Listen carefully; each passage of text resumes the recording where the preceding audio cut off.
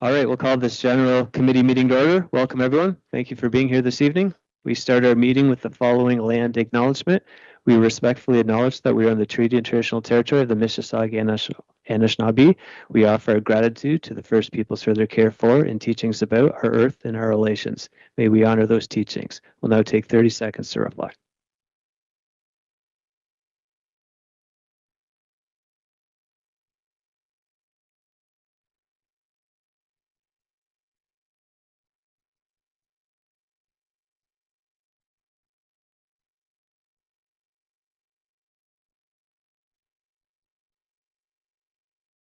Please stand for the singing of the national anthem.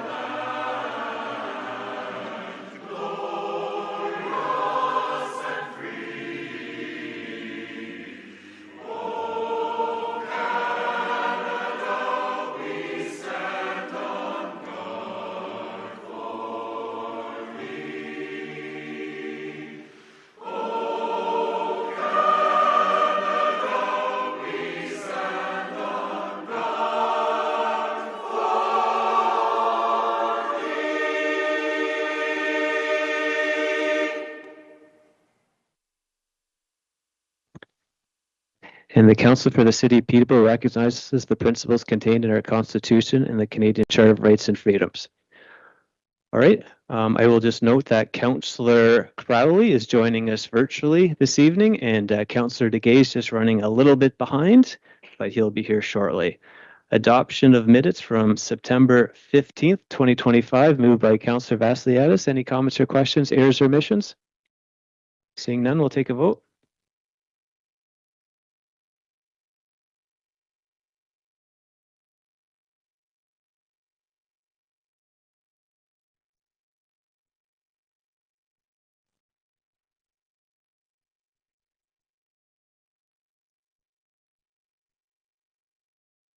And that is carried. All right, we have 6. Oh, Mr. Clerk, any disclosure of pecuniary interest this evening? Mr. Chair, I see none at this time. All right, we have 6 items coming out of closed session this evening.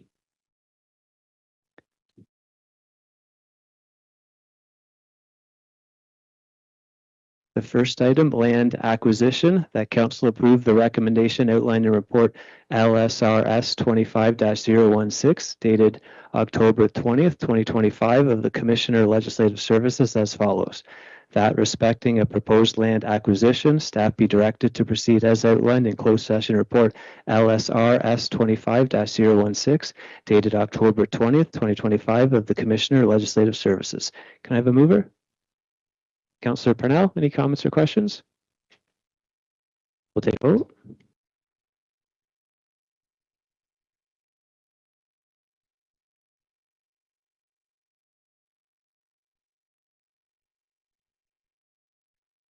And that is carried. Second item, land acquisition, that the Commissioner of Legislative Services as follows.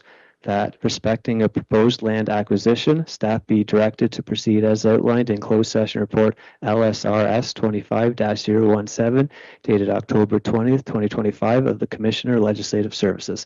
Can I have a mover? Councillor Vassiliadis, any comments or questions? We'll take a vote.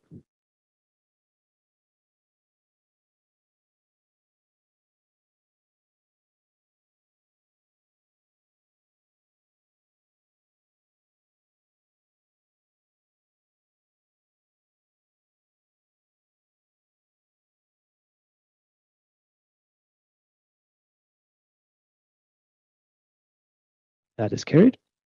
Third item, land acquisition, that council approve the recommendation outlined in report LSRS 25-018 dated October 20th, 2025 of the Commissioner Legislative Services as follows: that respecting a proposed land acquisition, staff be directed to proceed as outlined in closed session report LSRS 25-018 dated October 20th, 2025 of the Commissioner Legislative Services. Can I have a mover for that?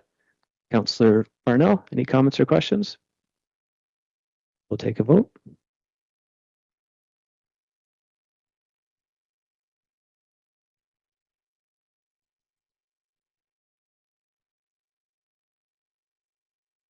That is carried. Third item, appointment, that council approve the recommendations outlined in report LSCLK 25-019 dated October 20th, 2025 of the city clerk as follows. A, that council appoint the following individuals as recommended below for terms to November 2026. B, Accessibility Advisory Committee, Kinjal Shukla Clement, Patrick Steves, and Melissa Wilson. C, Committee Investment Grants Advisory Committee, Jolene Edmondson, Dustin Hartford, Jessica Cool-Morgan Hill, Jean-Luc Plant, Bryce Porter, Pauline Sandys, Sonam Soni, and Thomas Vaquero. D, Peterborough Public Library, Hannah Buck and Cecil Pope. E, Planning Advisory Committee, Jenny Lankholt, and F, Property Standards Committee, Kelly Winters, and G, that the appointments of Elaine Ansemi, Sue Lilly, Lakin McFranklin, Barb Monroe, Jeanette Lovely Smith, and Dylan Scott be rescinded. I have a mover for that. Moved by Mayor Leo. Comments or questions? We'll take a vote.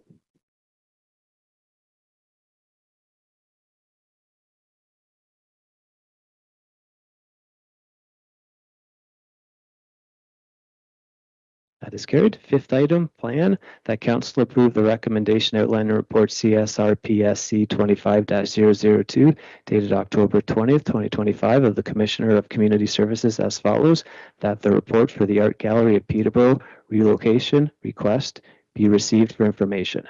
Moved by Councillor Parnell. Councillor Parnell, you have the floor. Thank you, Mr. Chair. I would like to add a B to that recommendation, if I may.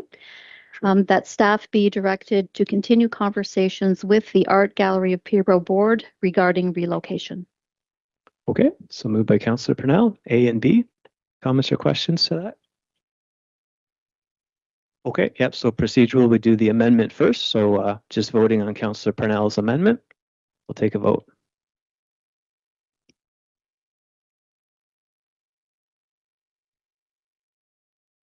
Yep, take your time.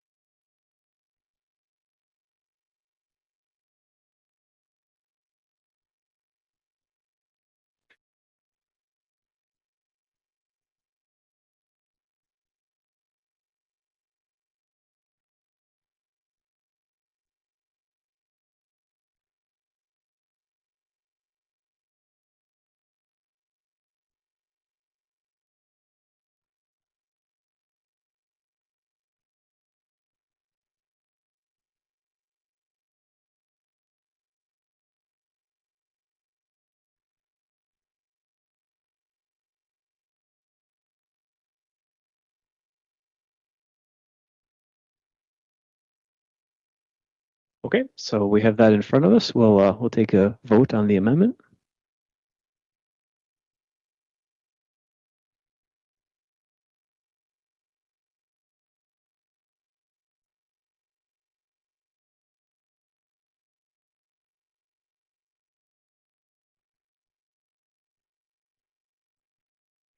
And that is carried. So we'll now vote on the amended made motion moved by Councillor Parnell, A and B.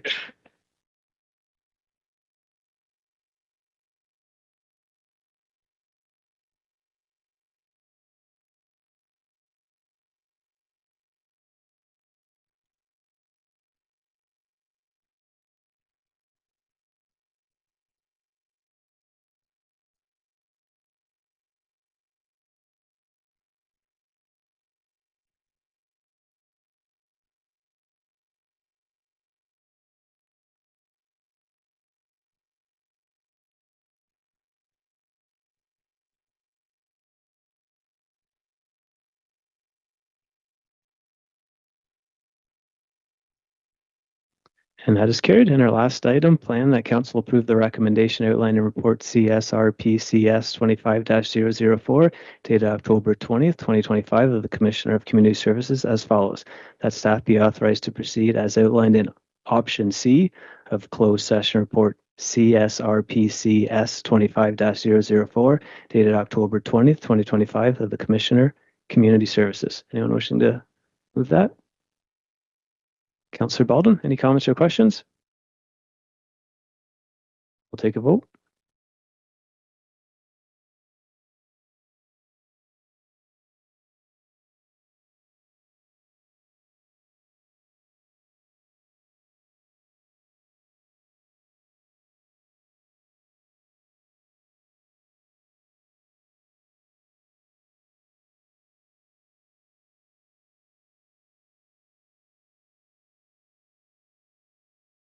And that is carried. All right, thank you, everyone. So we'll move to our consent agenda. Committee members, let me know if you'd like to speak to any of the following items.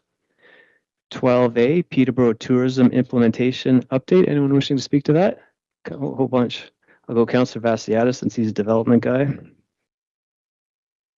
12B, Real Property Management and Partnership for Affordable Residential Development Policy Report. Anyone wishing to speak to that? Councillor Burke. 12C, 2026 meeting schedule. Anyone wishing to speak to that? Councillor Chica. 12D, Peterborough Housing Municipal Services Corporation. Anyone speaking to that? Mayor Leal. 12E, Delegated Authority to Adjust User Fees. Anyone wishing to speak to that? Councillor Real. 12F, Designation of 310, 314 George Street North. Anyone wishing to speak to that? Councillor Hakey. 12D, Designation of 450 George Street North. Anyone wishing to speak to that? Councillor Hakey. 12H, Designation of George Street North 388. Councillor Hakey.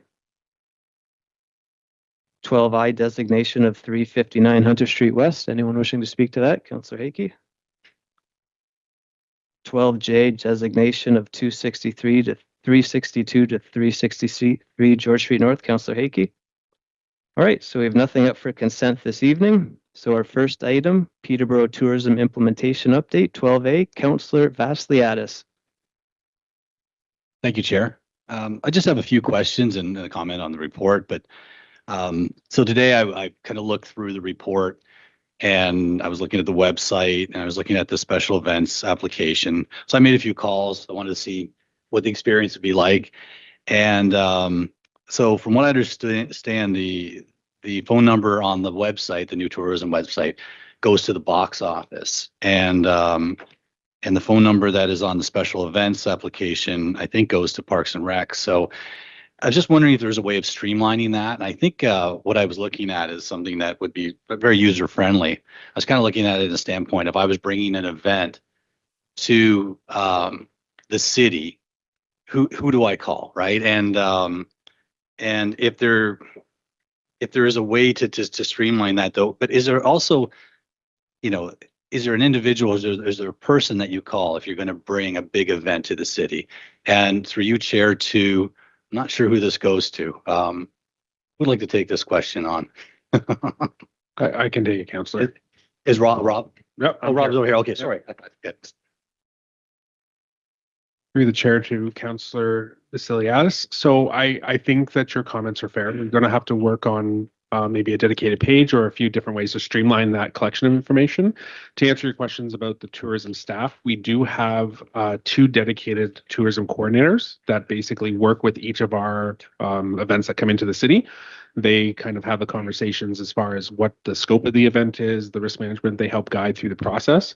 In addition to that, the tourism coordinators are supported by our facility booking team as well as our frontline customer service staff. So there are quite a few ways for them to communicate with us to get in contact with these individuals. But I think to your point, the tourism website, we will work on a landing page that can kind of streamline that and provide a little bit more information to your point. Thank you. And through you, Chair, I see that the primary visitor center is at the box office at the PMC.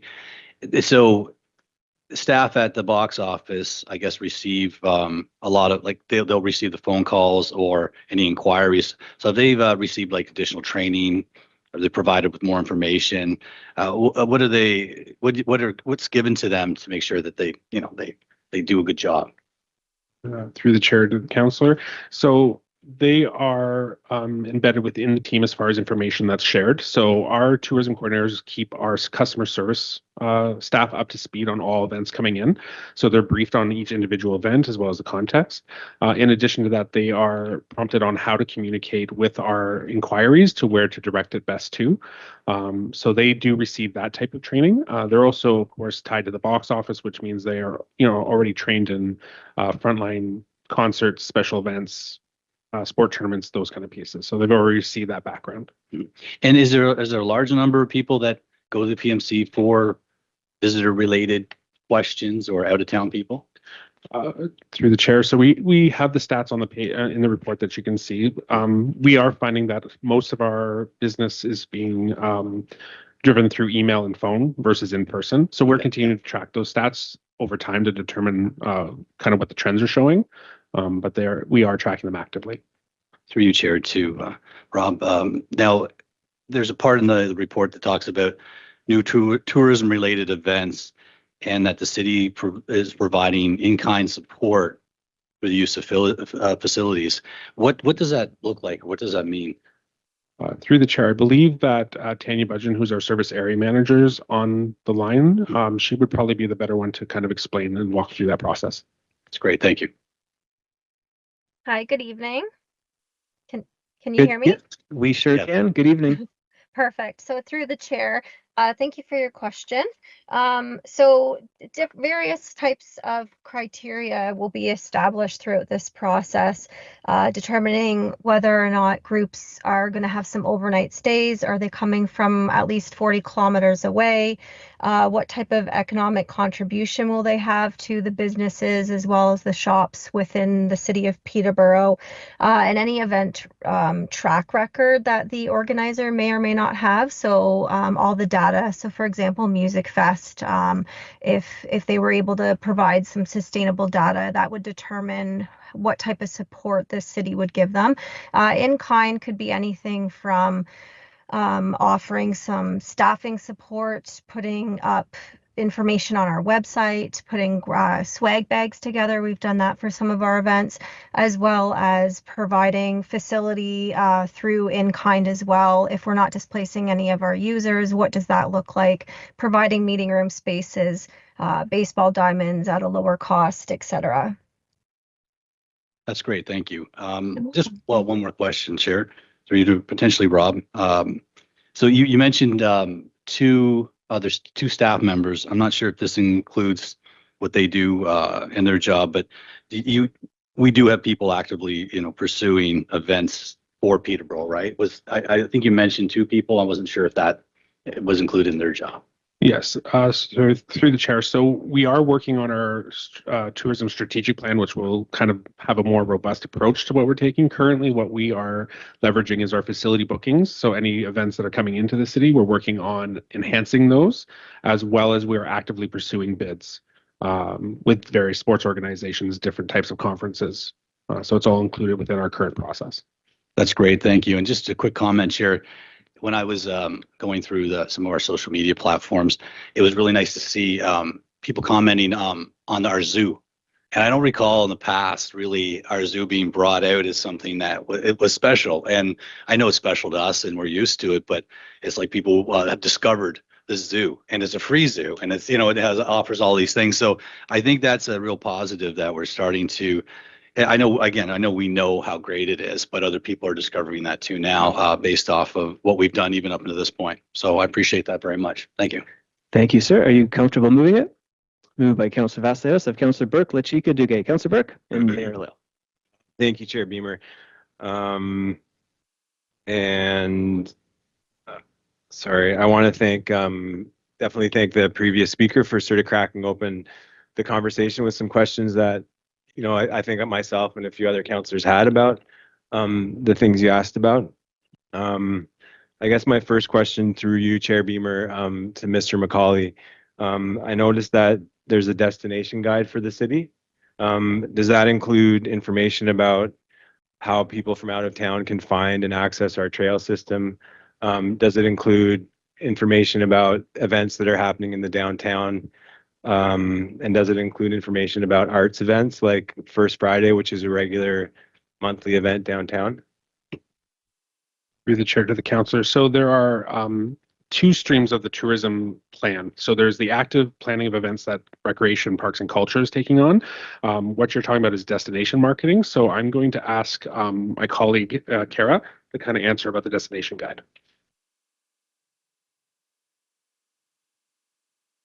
Thanks, Alan. Through the chair, just to give some clarity on Destination Guide, the Destination Guide was set up to provide a fulsome picture of what Peterborough has to offer. So to answer your question, highlights the trails, including cycling experiences, highlights the arts community, highlights culinary experiences, festival and events happening through the downtown and throughout the city of Peterborough, as well as core attractions.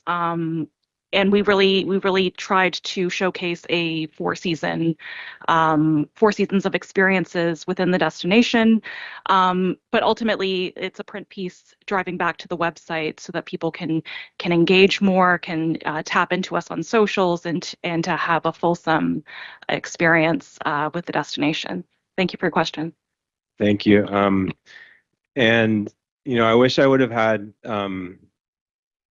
I think I'm left with my personal capacity with having some questions about this and sort of wishing that I had more time to sort of dig in and talk to staff about what we can do, because I do believe that there's more that we can do. I think that there's really great things that are happening in the community that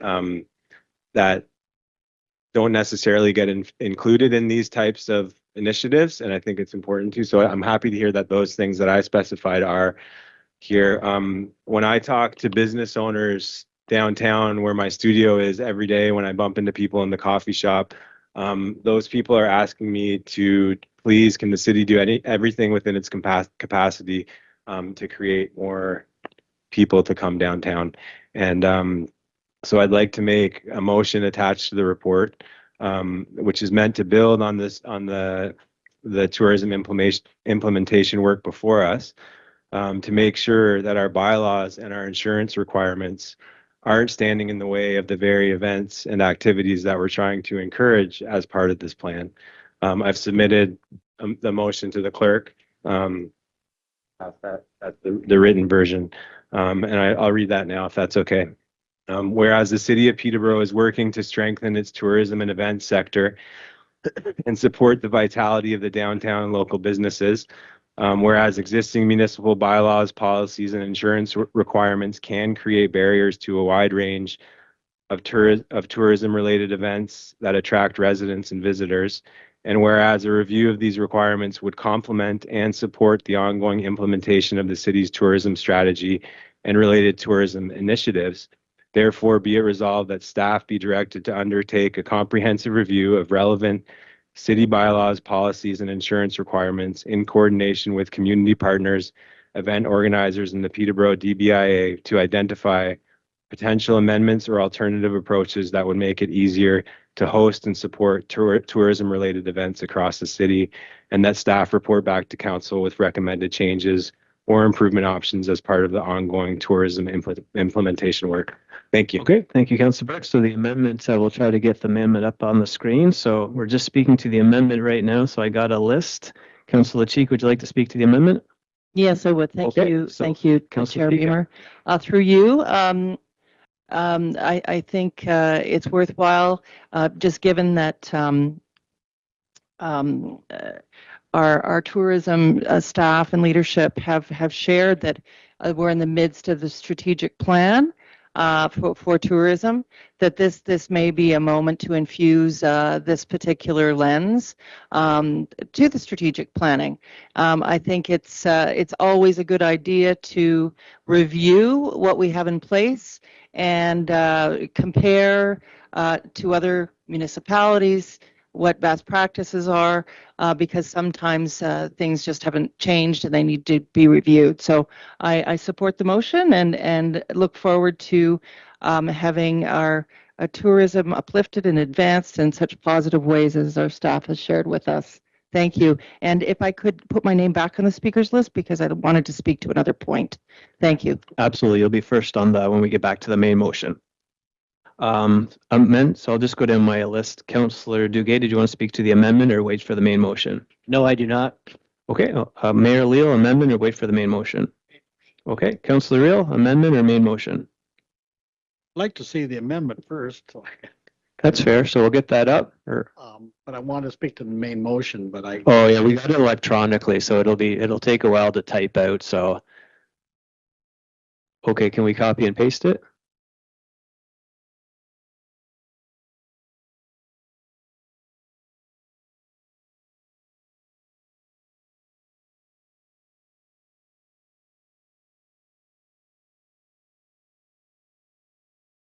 So we'll just hold off Councillor Reel, and then we'll get it up there, and then you can speak to the amendment. And then we'll go to the main motion.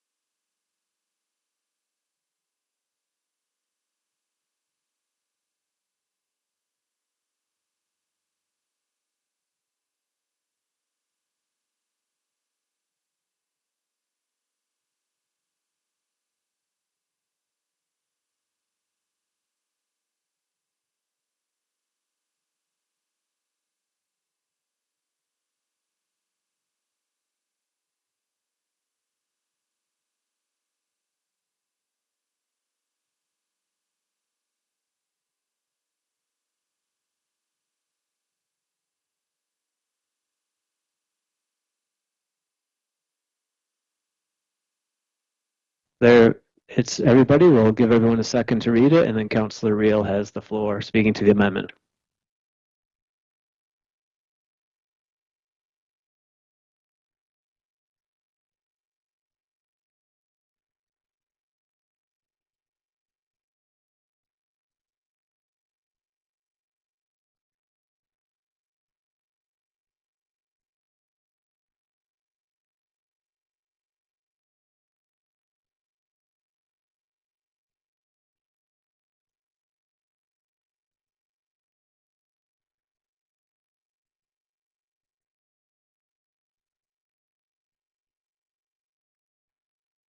Yeah, through the chair, I'm fine with that. Thank you very much. Speaking to the amendment, Councillor Duguay.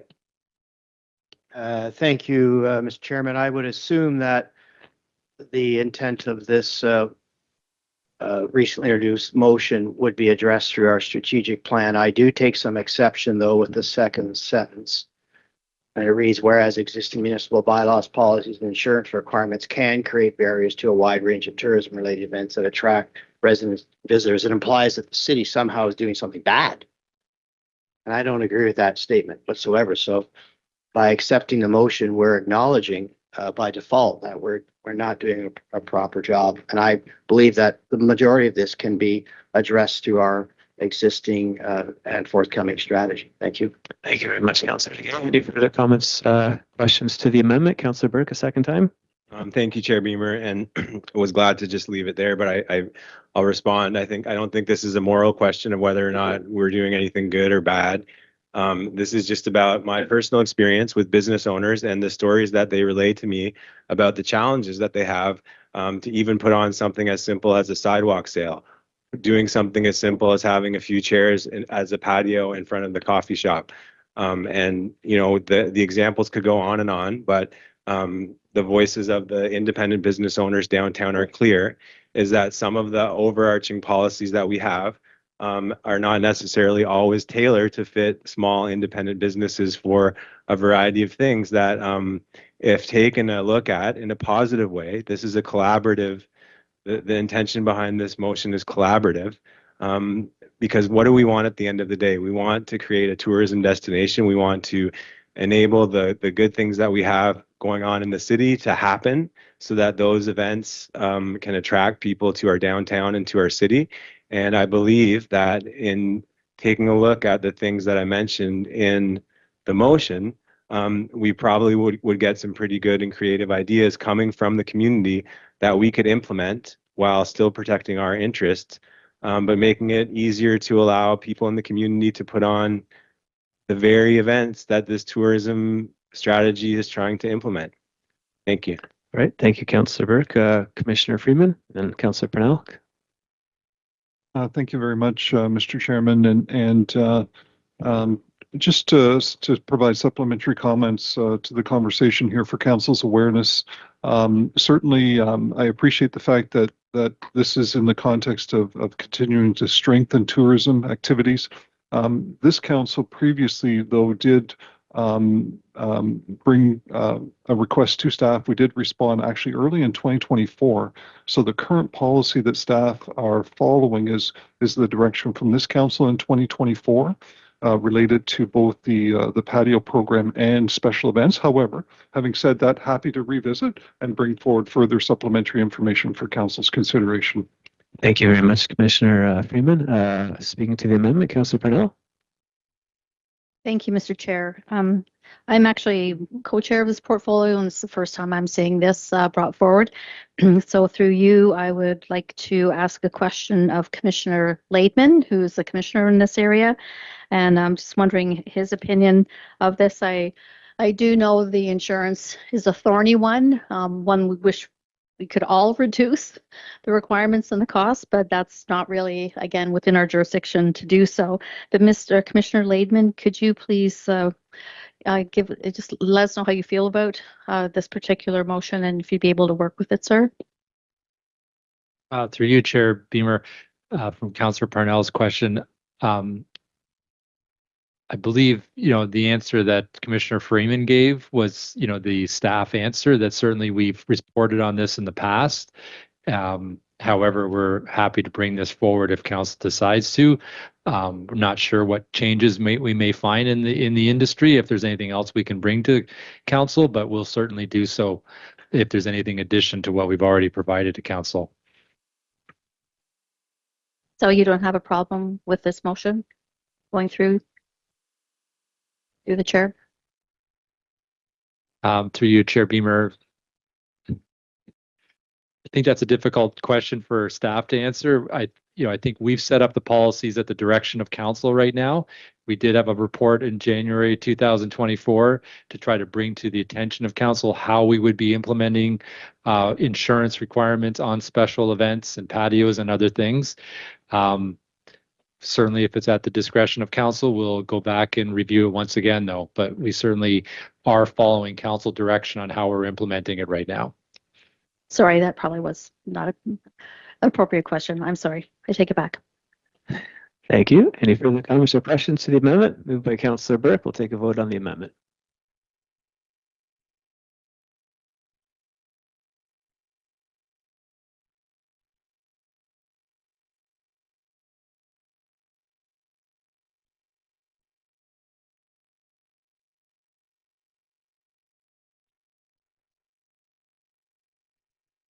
All right, and that is carried. So we're back to the main motion with the amended main motion. So I have Councillor Lechika, Duguay, and Mayor Leal. Councillor Lechika? Thank you very much through you, Chair Beamer. Again, just want to thank tourism staff for sharing updates with us. I just have a question about the visitor center location. Firstly, how was it decided upon? I know it mentions here about where there are existing staff. There's a box office here, and I'm taking it that that's part of the reason that this was chosen as a location. Were there other sites that were considered? And is this a temporary location? And I'll just give you a rationale for my question. You know, certainly as we've opened the Canoe Museum, as we have many international visitors coming to the city, and we're only going to be increasing our volume of tourists around the months of the year. I would think that we would want to take every opportunity to enhance our branding, our city branding, that there would be a locale that a tourist information area that was a destination in itself, that had a special look, feel, invitation to it. And, you know, I think of places, well, the building that existed for tourism, I think around the lift lock, that I think that sits vacant. But I think of that as a sort of a destination point. There's the building, annex building to the library on Simcoe that, you know, I see maybe some wavy bacon or something there, but and it's on a major thoroughway. Are there other spots, or even City Hall, if there were some kind of a kiosk at City Hall, but something that you know, travelers could locate and that could be signed, you know, on the street, that it's tourist information for the city. Has that been considered? Were there options? Is this temporary? Thank you very much. I'm not sure who can best answer. Chair to Councillor Chicas. So I think there's a couple pieces I would like to break down to give maybe some context. So industry trends right now for tourism are kind of moving away from a single location for a visitor center. So as part of that, we are tracking visitor center data right now to make sure that we're aware of it. I think it's important to realize we're in an interim as the tourism strategy for the city's overall developed through our current project. So leveraging the Memorial Center, their existing staff, their pieces gave us a front door, for lack of a better term at the moment. But we are also proceeding with pop-up events and staff at pop-up events. We are also working through our rink tournaments. We have staff there. So basically what we're attempting to do is meeting the visitors where they're coming to gather the information to inform our next steps as far as visitor center. As an example, where the tourism location at the Venture North building wasn't very frontward facing, so we're attempting to assess kind of what that next step looks like. So I guess in short, it's an interim until we're informed on our next steps. Thank you very much for that answer. Thank you very much for that, Councillor Chica. Councillor Degay, Mayor Leal, and then Councillor Real. Councillor Degay. Thank you, Mr. Chairman. I'd like to acknowledge the good efforts and works of our staff insofar as sport tourism. Within a very short order, our staff landed the TELUS Cup, the Prospects game, several outdoor field events. Most recently, I think Officer Wrestling has announced. Ball hockey, which here at a smaller event was so happy with the city that they're returning with all their events. And that's all been done since the municipality has taken over the responsibility. That's one part of tourism. It's certainly spoken to our report. It takes advantages of our facilities. And if I might, Mr. Chairman, to Mr. McCauley, at these events, would these pop-up facilities be available at these various forthcoming events? Through the chair to the councillor, yes, we'll have pop-ups at those locations as well as active event staff there, so that we're constantly assessing, reviewing, enhancing any of the opportunities that are coming into the city and looking for further opportunities to make not only their events successful, but also marketing us as a location of support and further tourism development. And then supplementary, Mr. Chairman, to Councillor Chico's point, I understand the Memorial Center is a temporary location. And I would assume through our strategy, we may end up securing or identifying a better, maybe there's something else, but I do acknowledge that there is a shift and it's more towards, bringing us to the event, bringing our tourism staff to the event, but it still may warrant some location, physical location for those that decide to stop. And will that form part of our strategy? Through the chair to the councillor, yes. We will be looking for those opportunities as we're proceeding through. That would be welcome. Thank you. Thank you very much for that, Councillor Degay. Mayor Leo?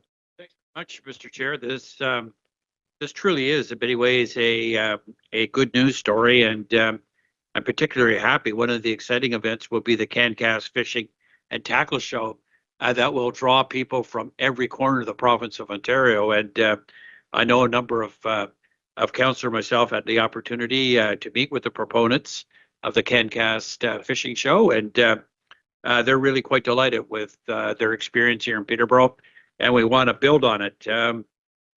Just to follow up on the theme that was articulated by Councillor Chika and Councillor Duguay, I truly lament the loss of our Cedar, beautiful office, tourism information center that was at the intersection of 115 Parkway. And I'm told, I was at a different level of government in those days, but I'm told that basically that whole building was just scrapped. And I think that was a real tragedy, because when you think about it for a moment, you get like our Councillor Vasiliadis, you're driving that big Ram 1600 with the boat trailer on the back or the travel trailer. For the life of me, I never figured out how something like that was going to park in downtown Peterborough at Venture North and then go upstairs to find out that X Lake is over here. I mean, folks, that never did make sense. So we do need to find a way to correct that. And when I read the report about these pop-up booths, etc., I think we need to put one down at that intersection again for those people like Councillor Vasiliadis with the big Ram 1600 and all the toys. They want to stop there. They want to find out what's going on in Peterborough.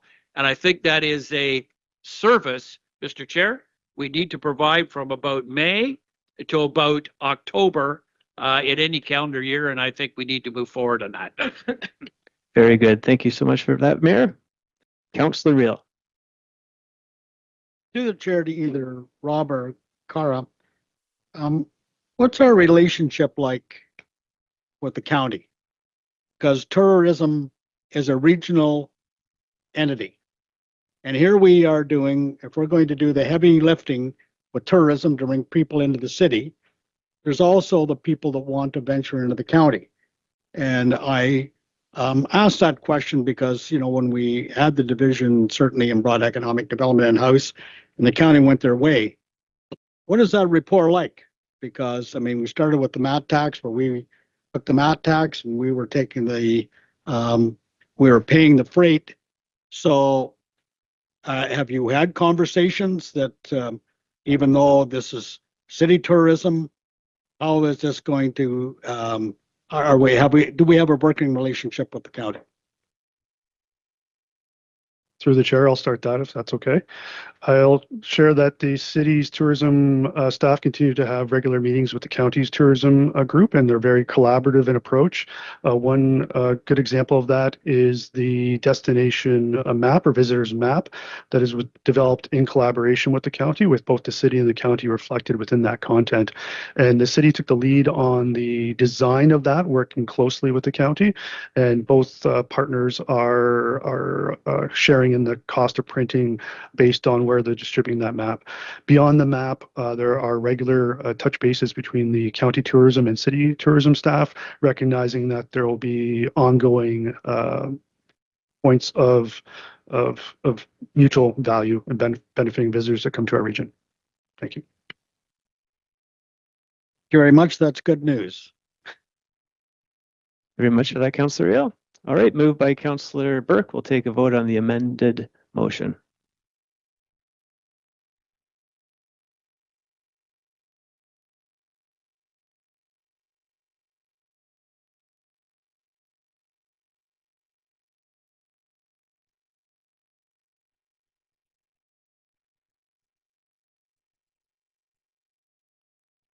And that is carried. Thank you. Next item, 12B, Real Property Management and Partnership for Affordable Residential Development Policy Report. Councillor Burke.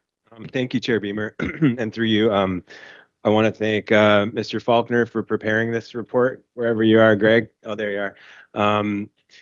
Yeah, I think to me it was a shock, the list of properties that was on there. To be honest, I asked for this because at the Peterborough Housing Corp, we received like a booklet that has like a visual representation of each property that Peterborough Housing owns, and it also has the address, the amount of units in the building, what type of clientele or what type of residents are at that building. And the impetus to ask for something similar from our own staff was to sort of crack open to council, to be transparent, to crack open the information to council, to have some understanding of what property and buildings that we're sitting on. We're in a housing crisis. I think for me it was a little hard to sort of get a sense of that from the list on the report. I have an idea on how to sort of further look at that through a motion that I'm going to make right now, which would add a D to the report, to the direction. And the D would be that the mayor, together with the co-chairs of the homelessness portfolio, be directed to meet with Realty Services staff on a quarterly basis to review the city's real property inventory and identify idle or underused properties that may be suitable for affordable, supportive, or attainable housing partnerships.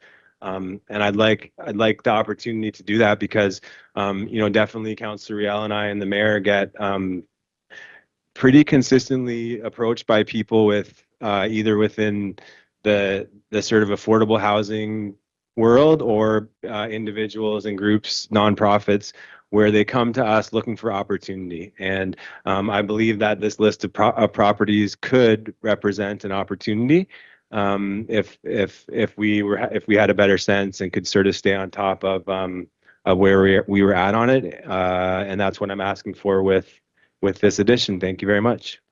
All right, thank you, Councillor Burke. So speaking to the amendment, Councillor LaChica, did you want to speak to the amendment or wait for the main motion? I'll wait for the main motion. Thank you. Okay, thank you. Councillor Riel, amendment or wait for the main motion? For two, one, the amendment and then the main motion. Okay. I'll support this because I'm co-chair with Councillor Burke, and I think there needs to be that touch of the quarterly meetings. And certainly alluded to the facts that he said, or what he alluded to is that we keep getting asked about what land that the city has. And this has to do not only with developers, but also people of interest just find out what the land's around. As a matter of fact, I got a email today from the Builders Association because they have some builders that would like to know what the inventory is that they can either partner or buy land from the city of Peterborough.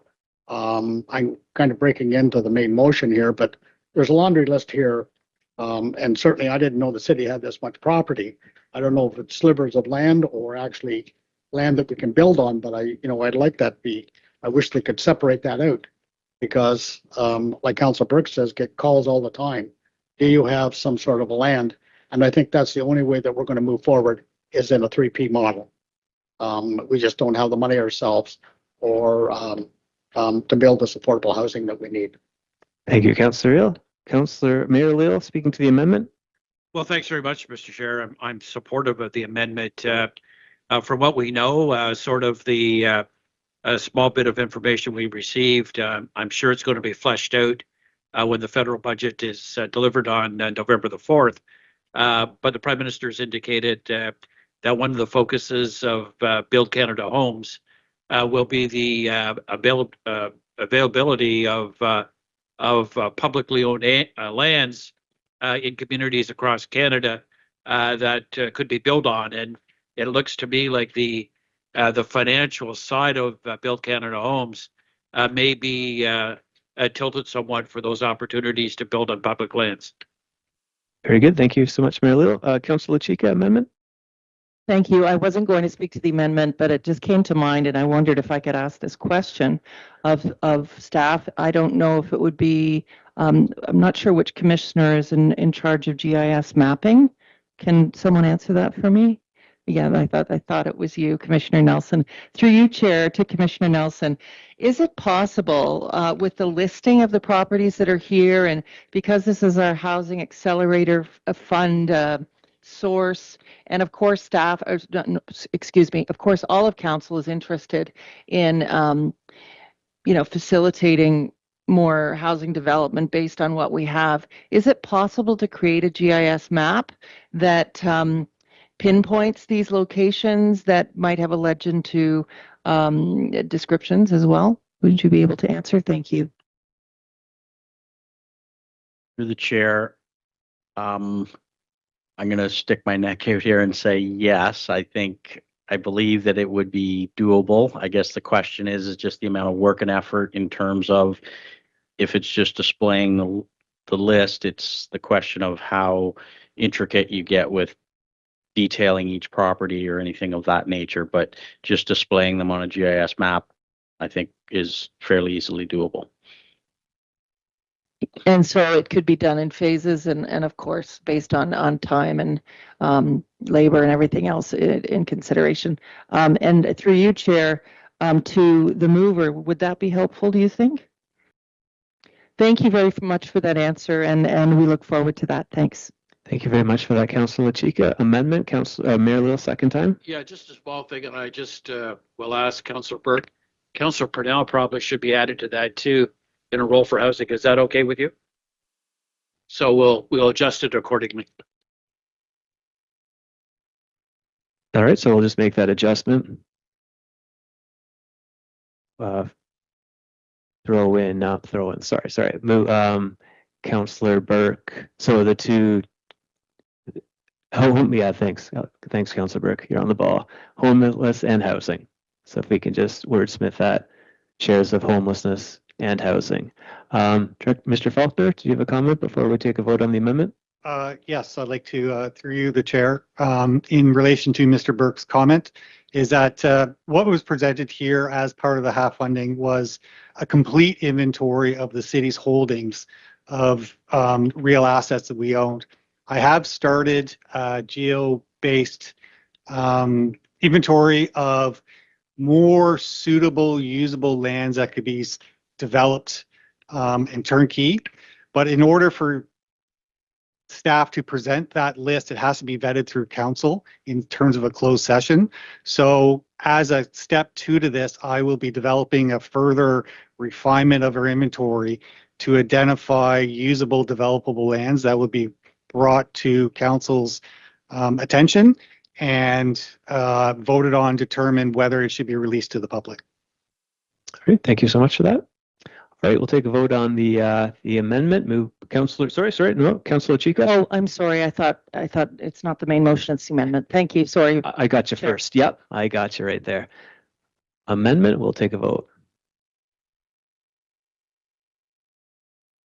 Yep, and we made that change. Homelessness and housing portfolio. Thank you, Councillor Burke. And that is carried. So amended main motion, Councillor Chika, and then Councillor Real. Councillor Chika. Thank you. Through you, Chair Beamer.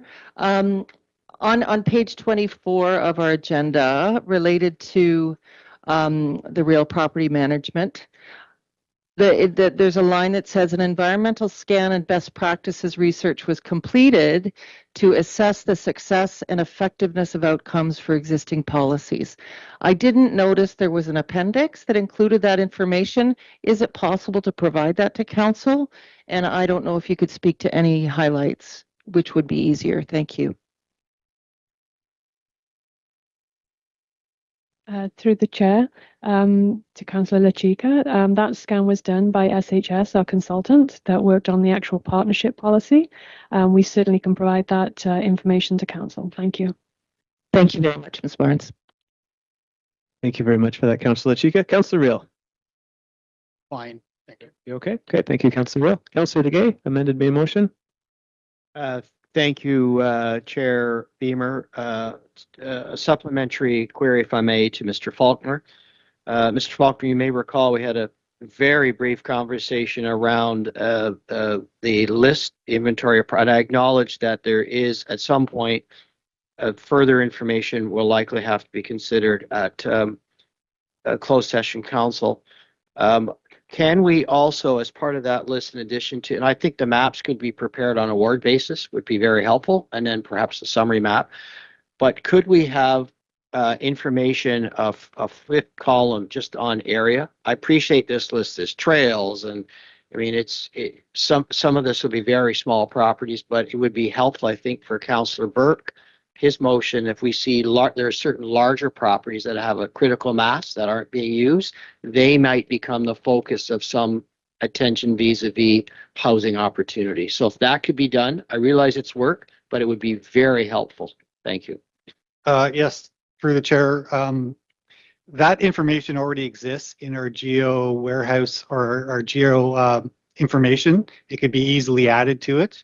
Another comment that I've heard earlier today is council would like to see a use of each one of the properties. That could be done too, but it takes a laborious amount of work to do it because we have to do overhead mapping to see actually what the piece entails, where it is, and what it is. So definitely we can add area to the list.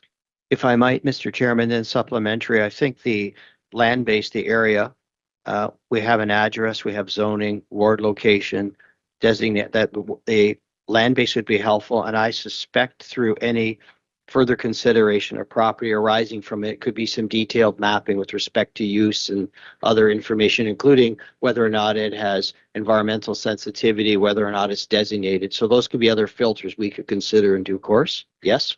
Yes, all that is included in our GIS system, which includes designation as well as access to infrastructure that is currently at the property. Thank you, Mr. Chairman. Thank you, Mr. Falk.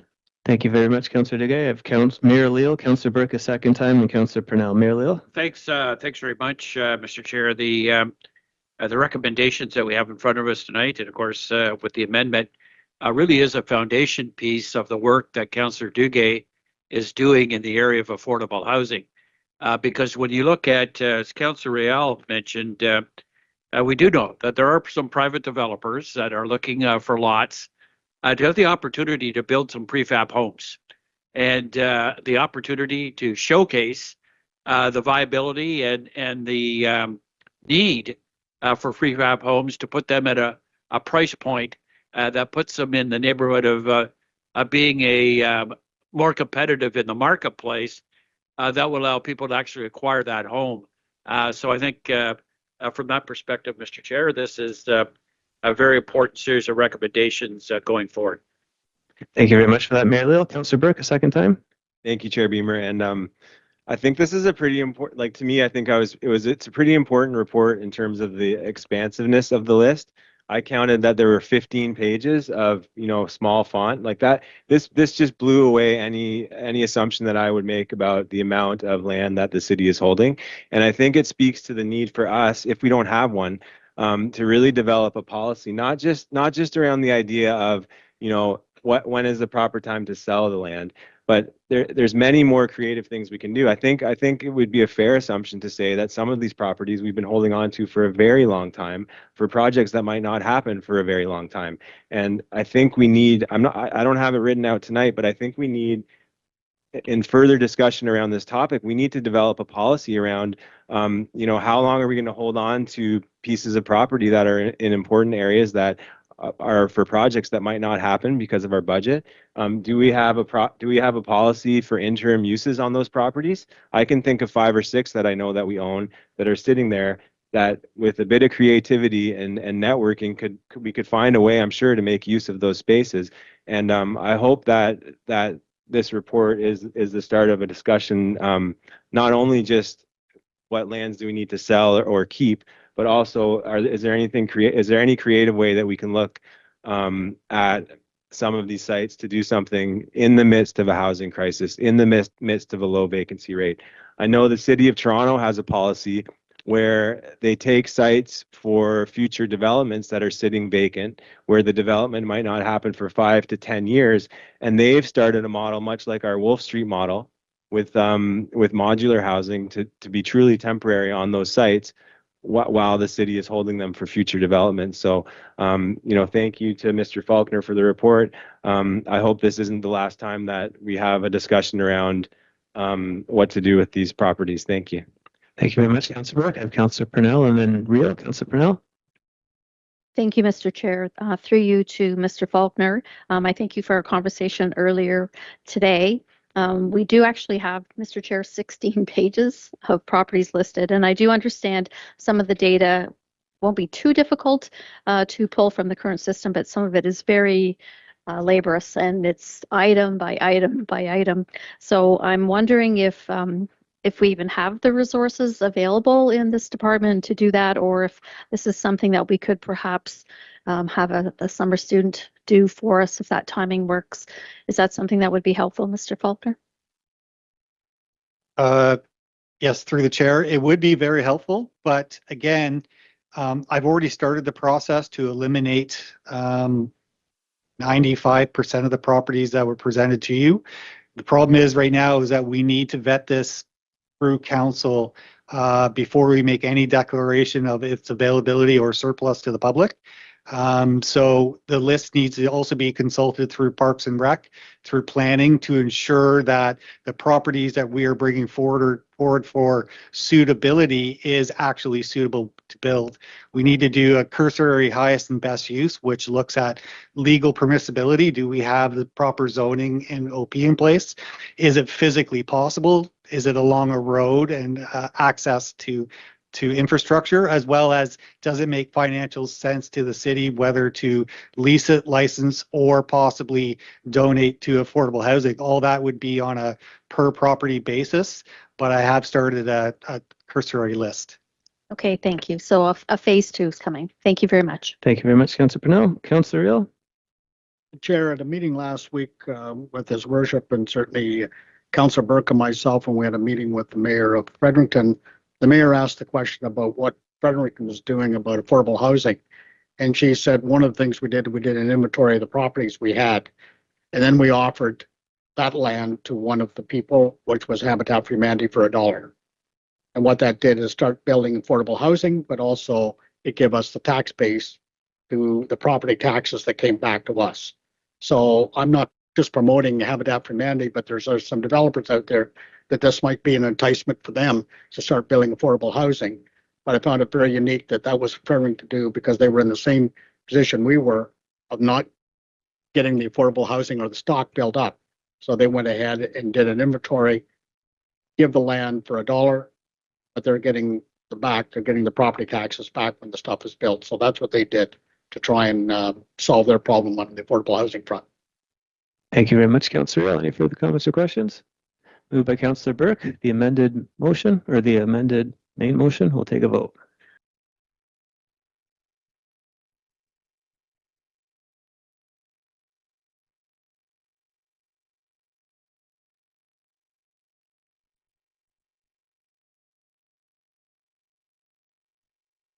And that is carried. Next item, 12C, 2026 meeting schedule. Councillor LaChica.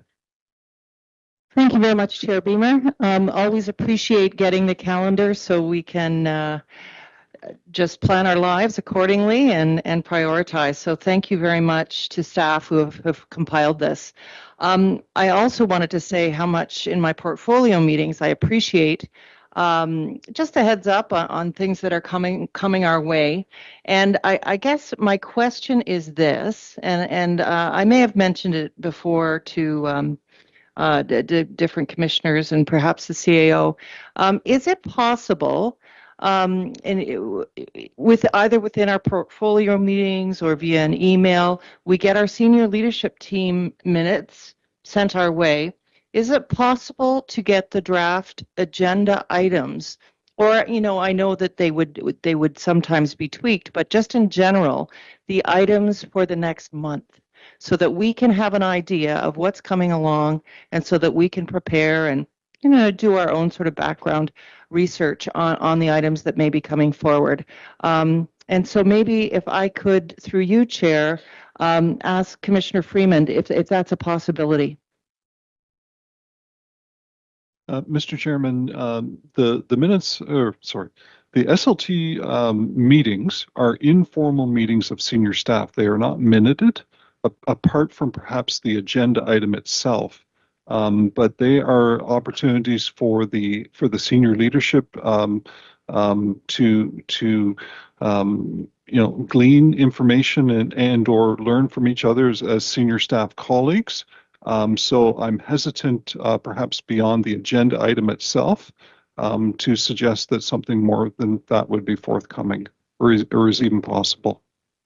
If I may, through you, Chair Beamer, as counselors, sometimes not knowing for sure what's going to be on the agenda until we get a package is not always feeling like we're preparing ourselves for what's coming forward. Even if it were a cycle ahead, if there were draft items that could be shared with council so that we could be prepared for what staff intends to bring forward, to discuss, if we have any feedback as counselors that we might want to give to commissioners on any items that may be within our portfolio, then at least there's somewhat of a collaborative approach to what's happening in the agenda. So that is my question. Even if it weren't a month, if it were just for the next cycle, could we have a listing of what is intended for discussion on the agenda?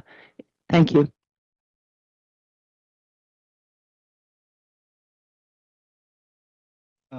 Again, Mr. Chairman, I'm hesitant to suggest that there would be value in that, simply because the agendas are draft until literally the day before when the clerk is preparing them. So I mean, as reports are being brought forward, they are draft reports, draft agendas, and staff work together with the city, with the clerk, and to prepare the business for the next cycle of council. So I'm hesitant again to suggest that there's something there that would be of value to council. The clerk is preparing them literally the day before council is getting them. I would invite the clerk if he wants to jump in here with his own thoughts here, but those are my thoughts as acting CAO. Just thank you. I don't know if there is a further comment. I think it's something perhaps in our strategic planning going forward that we need to consider so that things aren't a surprise to council. I know we do things spontaneously, but I know there are things that in a quarter we know will need to be covered in an agenda. So if council can have a better idea of what those things are, then we can do a better job of preparing ourselves for upcoming items. So thank you very much for that. Thank you very much, Councillor Chika. Councillor Chika, are you comfortable moving the report? Absolutely. Thank you. Thank you. I have Councillor Matt Crowley. Councillor Crowley. Thank you, Chair. Thank you, Chair. I do have a quick question.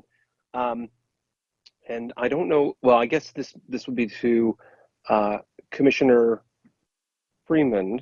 So Thursday, March 26th is proposed to be a day-long meeting of education. Now, is there any other day that's scheduled before then for new council members to sort of get up to speed on maybe how council works, Robert's rules or our procedural bylaw, how just the machinery of how council works? Or is March 26th their first opportunity to be introduced to everything? Because my thought is that's almost, 5 months, almost. Yeah, I think it's 5 months.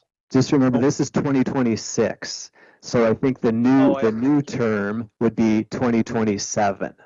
I apologize. I withdraw my question. Sorry about that. Jumping the gun. You are jumping the gun. So yeah, we're just 2026. So, all right, but I'm sure in 2027, yes, there will be orientation well before the first meeting, let alone the 5th month. Yeah, I know, because at the end of the schedule, I know that there's yes. Like the first council meeting is where they get the draft budget, and I think then the new council is off and running. So I'm just wondering if maybe there might be an opportunity there to. Yep, I'll pass it over to the clerk. Session. Anyway, Mr. Clerk. Thank you. Thanks, Mr. Chair, for the question. To the councillor, November 26th on the schedule that's proposed is a day of orientation for the new members of council. So it's proposed that November 19th, the new council is sworn in. The November 26th date allows for orientation. And then the first meeting of council would be proposed to be November 30th. Thank you. Perfect. Thank you. Thank you very much, Councillor Crowley. Any comments or questions? Councillor Burke? Thank you, Chair Beamer. And I totally understand that this is a thorny issue and everyone is dealing with their own personal schedules. But my question through you to Commissioner Freeman, has any thought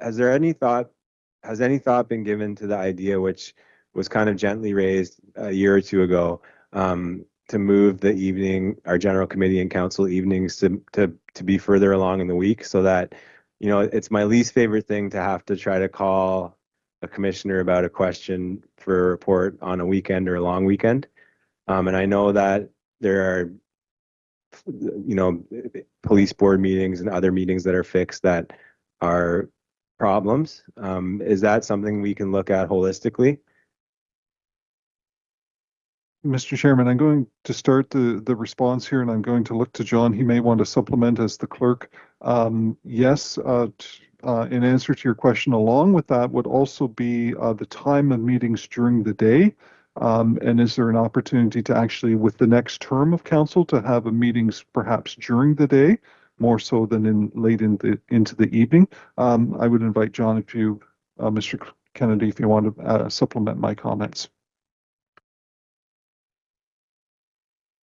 Thanks, Mr. Chair. Yes, just to add to Mr. Freeman's comments, if there's certainly an interest, and we have heard that there was, staff would be prepared to provide something, I would suggest even in advance of the end of the term, so that if anyone were to be running, they'd have an opportunity to understand what the schedule would look like.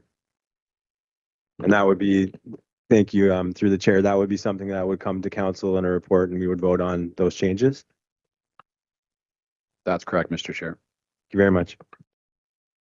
Any further comments or questions? Just quickly, I think it should be looked at maybe next term, moving the date from a Tuesday to a Wednesday to a Thursday. I know that's been looked at the past. I would just say I'm a little prejudiced, but I do think you have to have working people on council. Nothing against retired or unemployed or underemployed, but if your meetings are all during the day, you wouldn't have working people on council. Having said that, I do know that some communities have a bit of a hybrid model, which we've sort of gone to minimally this term, where some of our meetings are during the day. So I know some communities are going to a bit of a hybrid where everyone has to sacrifice a little bit. But I do think you have to have working people on council. Any further comments or questions? Moved by Councillor Chica, we'll take a vote.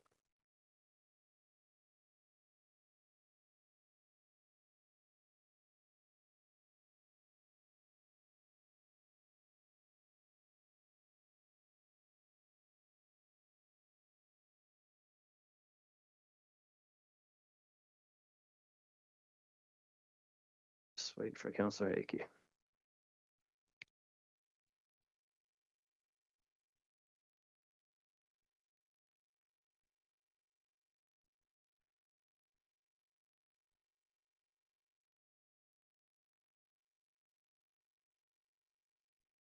Councillor Hickey's a yay.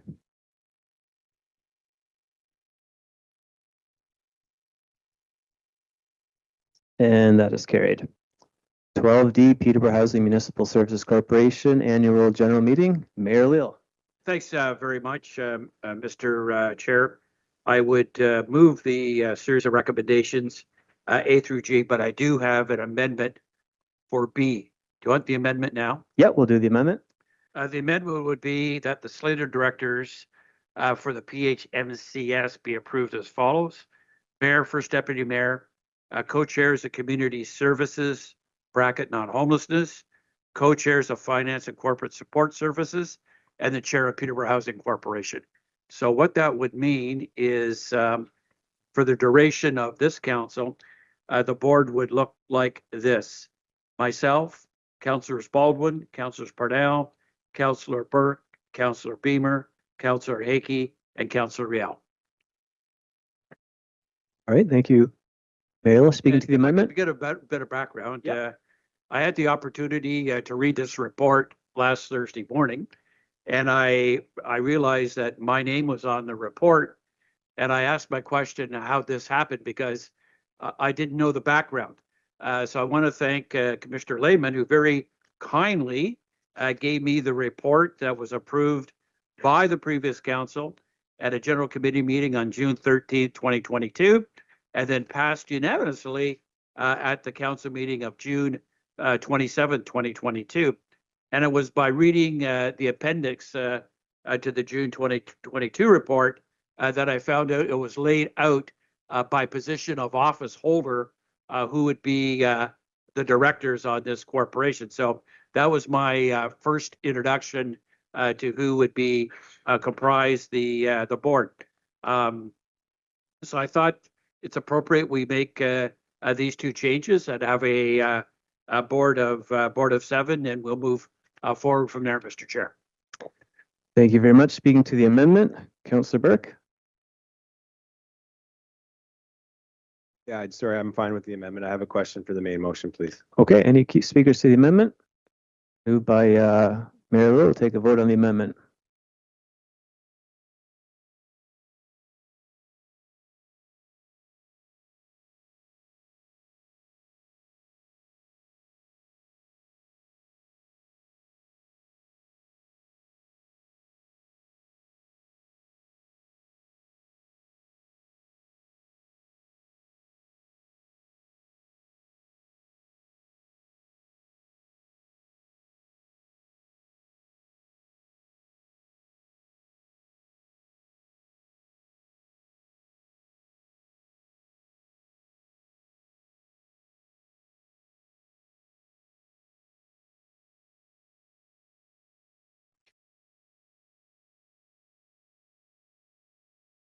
And that is carried. All right.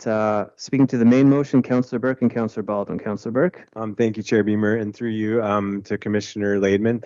I think the thing for me that's still that I'm uncertain about as someone who's named to be one of the directors of this board is what is the framework? Is there a framework established for a staff complement? Because the sort of bylaw outlining the appendix that outlines the bylaw with the everything that the board is responsible for, to me that requires a lot of legwork from staff to sort of make sure that we receive the proper information and things like that. So who are the staff, who make up the staff complement underneath the board to assist us? Through you, Chair Beamer. So I think the expectation would be that the board is not a board doing active work. It's a board of governors type board, and that staff of my department would be the ones making sure that the agendas were prepared and the information being presented to the board needing to make decisions. It's also expected, I don't believe, at least in its infancy, that it will be a board that needs to meet very often, more like probably once a year or as necessary. Okay, thank you very much. Thank you. Speaking to the main motion, Councillor Baldwin and Mayor Little. Councillor Baldwin. Chair, Oh no, apologies. Main motion, Mayor Little. Yeah, Mr. Chair, I'm not going to say a lot because I don't want to relitigate the decision was made by previous council. That's not what I'm all about. But as a public policy instrument, I've always had concerns about creating a holding company that's a central role in life is to handle debt. And when you read, it'd be good to go back, members of council, to read the report that was the Appendix A at the report back in June 2022, because it really talks about moving the assets from Peterborough Housing Corporation to this new entity, managing 1,100 Newmarket rents that might be afforded through that transfer. But what really scares me is on the bottom of the page, dealing with debt associated with the redevelopment of existing social housing units that would be held by PHC, and debt associated with the construction of an MSC-owned market and affordable housing units. Mr. Chair, this is something that we're going to have to be very cautious about as we move forward. So I'll leave it at that. That's just my observation, Mr. Chair. Well, very good. Thank you, Mayor Little. Any further comments or questions? All right, speaking to the main, we'll take a vote on the main motion, amended, moved by the mayor.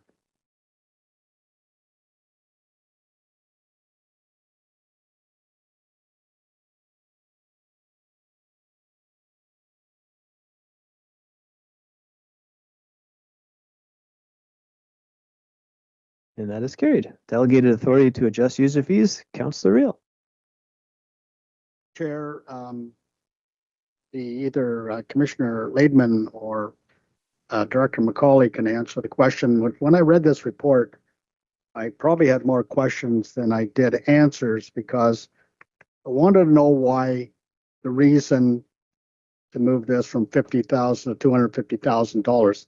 I understand, and we've done this at council here to give delegated authority. And usually to give delegated authority is that so we can move the process along faster and certainly giving staff the right to make some sort of decisions. But I want some clarity here because the report didn't cover the reason why. I've had conversations with both individuals and they basically told me a little bit, but I think council needs to hear the actual reason why they want to do this because it wasn't in the report that I read and why they want to do this. But I'm a stickler on when I give up my delegated authority, that when I ran for city councillor, the taxpayers give me a job to do. And when I relinquish some of that duty that I think that I hold to kind of speed up the process, I better have a comfort level.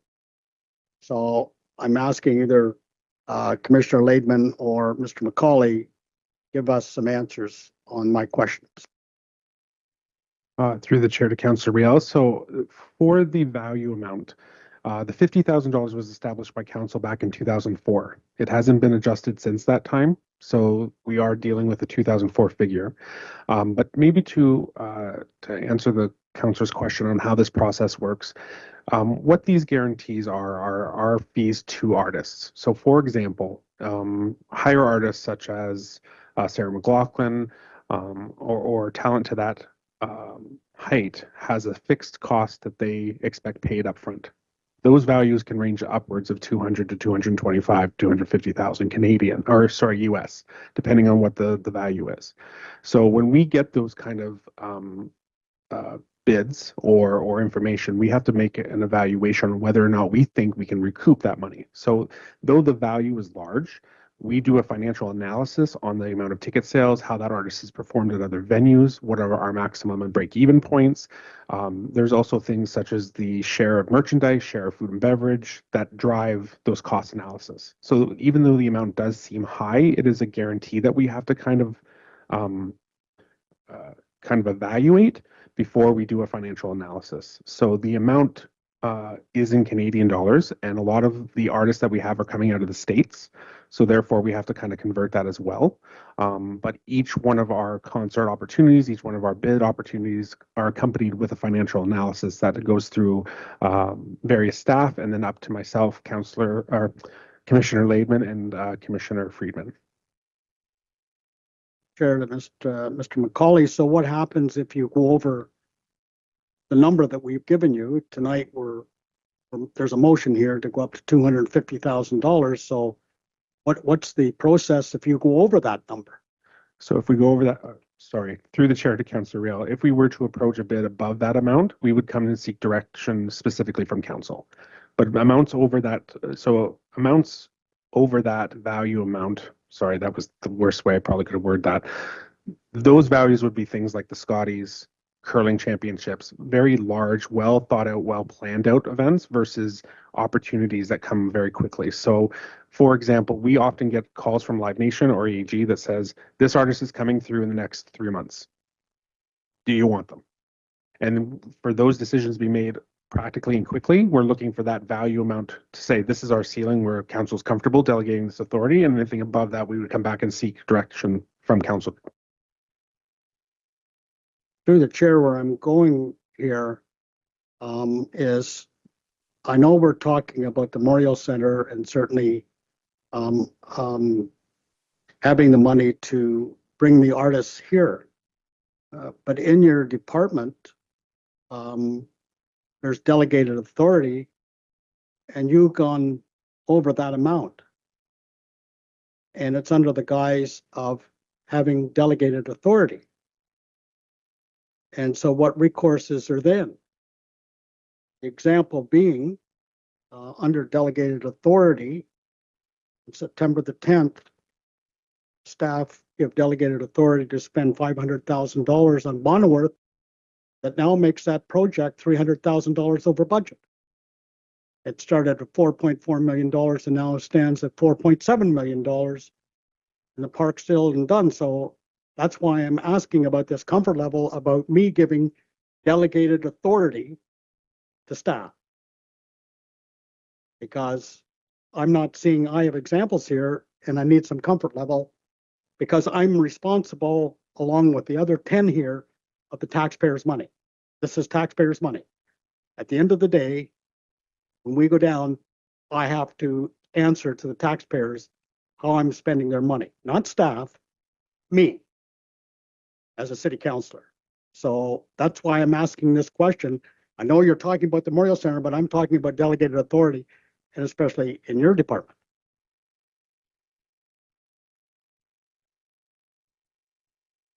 I think Commissioner Freeman wants to speak. Commissioner Freeman? Mr. Freeman? Thank you very much, Mr. Chairman. So a couple of things. The report in front of council tonight is not about procurement of capital projects like the Bonneworth example. I think that's a separate conversation, Councillor, and I can address that just in a moment. But just to clarify here, what is being sought in the report, I would very much frame this as staff are seeking to clarify the delegated authority in the process of procuring events at the PMC. So to Director McCauley's examples that he was using, we have all sorts of promoters that come and want to bring a performance to the PMC for the benefit of the community. That process right now, we have an in-house process that as Director McCauley alluded to, we do an analysis first by recreation staff, and then if they deem it worthy, they bring in the finance team, and we do a financial analysis based upon the business plan for that event and whether or not we think we will recoup that event. Now, your question is, if the event exceeds $50,000, under what authority are staff moving forward with that event? And the authority that we're using today is actually is actually a phrase in the procurement bylaw. So, and it under the exempt authority section of the procurement bylaw, it talks about if the event is recoverable in full by a third party, that staff have additional delegated authority. What we are hoping to do here is to clarify and be more transparent and actually have delegated authority specific to events at PMC and not confuse it with procurement. So I would suggest that this is that this authority that staff are seeking, it's clarifying what's already happening and that's part of, I think, my response to you, to Councillor, and to all of Council. These events are being purchased today, and we're bringing them to the community based upon the delegated authority as per the procurement bylaw. That's not as clear as it could be. And this is seeking to clarify what is already taking place, already transpiring. Councillor, take your second 5 minutes. Yeah, to the chair, I understood the reason from the $50,000 to $250,000 because costs have changed since 2004. The problem I'm having is with delegated authority. And the example that I gave, and it says straight right here, that the administrative staff through delegated authority set out in Chart 1, Appendix A of the City Procurement Bylaw. And what we went by is the cost for Bonworth was $4.4 million, and now it's $4.7 million, $300,000 over the price. So I don't care if it's happening at the Memorial Center or it's happening there. You went over the delegated authority. So who gives you that authority? That's the point I'm trying to make, Commissioner Freeman? is that we've given you delegated authority, but you've exceeded that. Mr. Chairman, as treasurer, I have the authority to adjust. Council has granted me authority to adjust budgets when the amount is recoverable from a third party. So I believe you're referring to the minutes from the Administrative Staff Committee. Is that what you're reading from, Councillor? Okay. So, Councillor, all of I believe that's in reference to the donation that was received by the city from Hydro One to build the Sunshade Shelter, as well as other donations from community members that play pickleball for additional fencing. No, bear with me, Commissioner Councillor. Freeman has the floor. So, Mr. Chairman, all of the monies that the councillor is referring to were paid for by third parties. These amenities are being added to the project from sources other than the taxpayer for the benefit of the community. Through the chair, maybe I should give you this because that has nothing to do with what you just said about. It says that the increase from $510,000, 510, 710, 32, and it's a grand total now of $4,720,000 when the original cost of the park was $4.4 million. It has nothing to do with the shade or the new nets that went in or anything like this here. This has to do with what the cost was originally. It is now escalated to $4.7 million, which is $300,000 over budget of delegated authority, which it says right here. So the point I'm trying to make is you're asking me to give delegated authority over here, and this is all about delegated authority here, and I am responsible as the counselor for the taxpayers of the city of Peterborough to justify these overruns. Not you. They don't phone you. They phone me or the rest of us here on council to justify how their taxpayers' money is being spent. That's the job that I have, and that's the answers that I have to give to constituents that phone me, said, Keith, why aren't you doing your job as a city councilor looking after my purse strings and my tax dollars? That's the job that I have to do daily. All right, thank you, Commissioner. Thank you very much, Mr. Chairman, and perhaps, Mr. Chairman, as treasurer, I am guilty. When Hydro One wanted to give the city $200,000, I said yes. I didn't see what was wrong with that. So, I mean, I guess I should have been coming back to council and saying, do we want to accept $200,000 to build a shade shelter? I thought it was a good idea for the community, Mr. Chairman, so I am guilty of that. I'm trying to clarify the delegated authority process to bring in shows and performances at the PMC for events for the community. It's been happening for years. We're seeking to clarify how that happens. Thank you, Mr. Chairman. Thank you. So moved by Councillor Degay. Councillor Crowley. Thank you, Chair. I have a quick question for Director McCauley. Director McCauley, have we lost the opportunity to get concerts, live events at the PMC because the delegated authority has only been $50,000 since 2004? Through the chair to the councillor, we have turned down opportunities based on that amount. We do as we talked about, we do a financial analysis to see what we can accommodate. But yes, the direct answer is we have turned down opportunities based on what we have delegated authority to currently do. Yeah, thanks. This report, I find it actually very important because it gives Director McCauley's staff the same sort of flexibility that I remember I had when I was booking like the Red Dog. I mean, a 350 person venue, but you could lose a really good event or act or band if you didn't commit to that price fast enough. I'm sure the same dynamic exists for the city if we're trying to attract concerts or tournaments or whatever.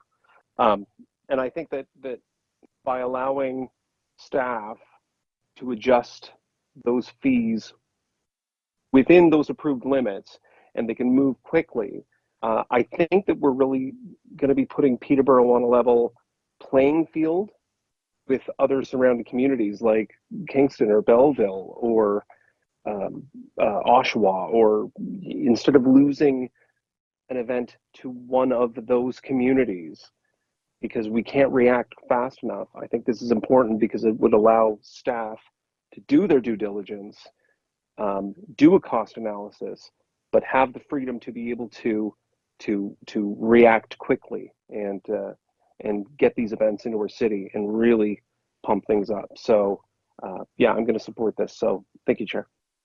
Thank you, Councillor Crowley. Any further comments or questions? Councillor Baldwin. Thank you, Mr. Chair. I'm in support of the report. I'm just wondering through you to Director McCauley, Rob, get back to the parking for a minute. I mentioned this a long time ago. If you're going from Ottawa, where one of my families come, they go to Wonderland and it's a $45 fee park. And they only do it once a year, so they kind of know what the cost is. Now, most of our events at the Memorial Center are $5. But if you bring in a large concert, let's say the Bryan Adams concert, does the delegated authority allow you to adjust the parking, let's say to $20 for that evening rather than the traditional $5? Through the chair to Councillor Baldwin, we would establish a maximum amount for the parking, and then with the delegated authority in the report, we would be able to lower it depending on the event. So, like, for example, we probably wouldn't be charging $20 for a Pete's game parking, but for a Bryan Adams or a Sarah McLaughlin, we would probably increase that parking for that event. Thank you very much. Thank you, Mr. Chair. Thank you very much, Councillor Baldwin. Any further comments or questions? Moved by Councillor Crowley. We'll take a vote. Or Duguay, sorry, Kevin. Councillor Duguay.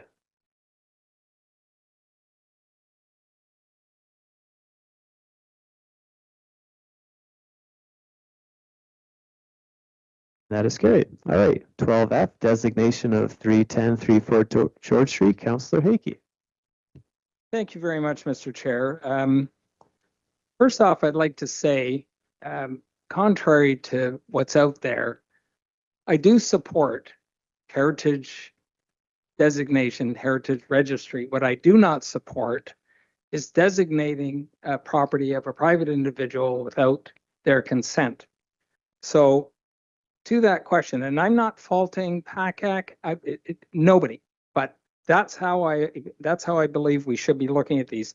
So this report here, I guess the question to Commissioner Nelson, I'm reading here that we communicated or sent a letter to these people. Can you tell me how that letter was sent out? Through the chair to Councillor Hakey. So I'll go through and I'm going to defer to either Director Appleby or Mr. Walsh, who's here with us tonight as well.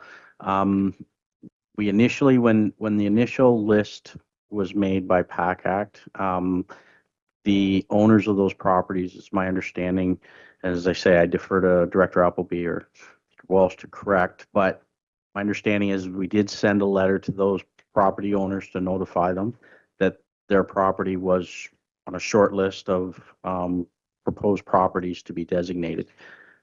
Following that, then it was council's direction to provide a registered letter to the property owners, and that has been the practice. The only variance at all is just the short-term postal strike. But beyond that, as I say, I will defer to Director Appleby if he has any further to add. Thank you for that. And through the chair, I may actually defer to Mr. Walsh here, who personally sent out those letters. Thank you, Mr. Chair. Through you to the councillor. Yes, all these letters have been sent out by registered mail. The batch which is before this committee this evening was sent in advance of the labor dispute. Thank you very much. Mr. Chair, I tried to get in touch with most of these companies because they are companies. Most of them are numbered companies that own the property. I got in touch with one, which was 362-366 George Street. It's Rick Summers out of Oshawa, did a lot of development in Peterborough here. He said, Dave, I didn't receive a letter, not suggesting you didn't send it, but my question is to who? I didn't receive a letter and I don't want the designation. Now, again, this is the one that we're talking about here is Peterborough Inn and Suites, and my understanding is it's a company out of Toronto that owns the building. I couldn't get in touch with them.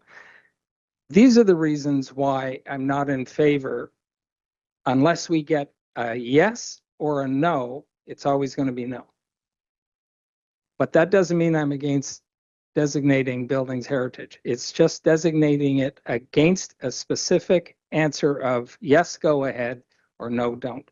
And that's why, and I'm going to ask the same question on everyone. Did we get a reply? Did we get a reply?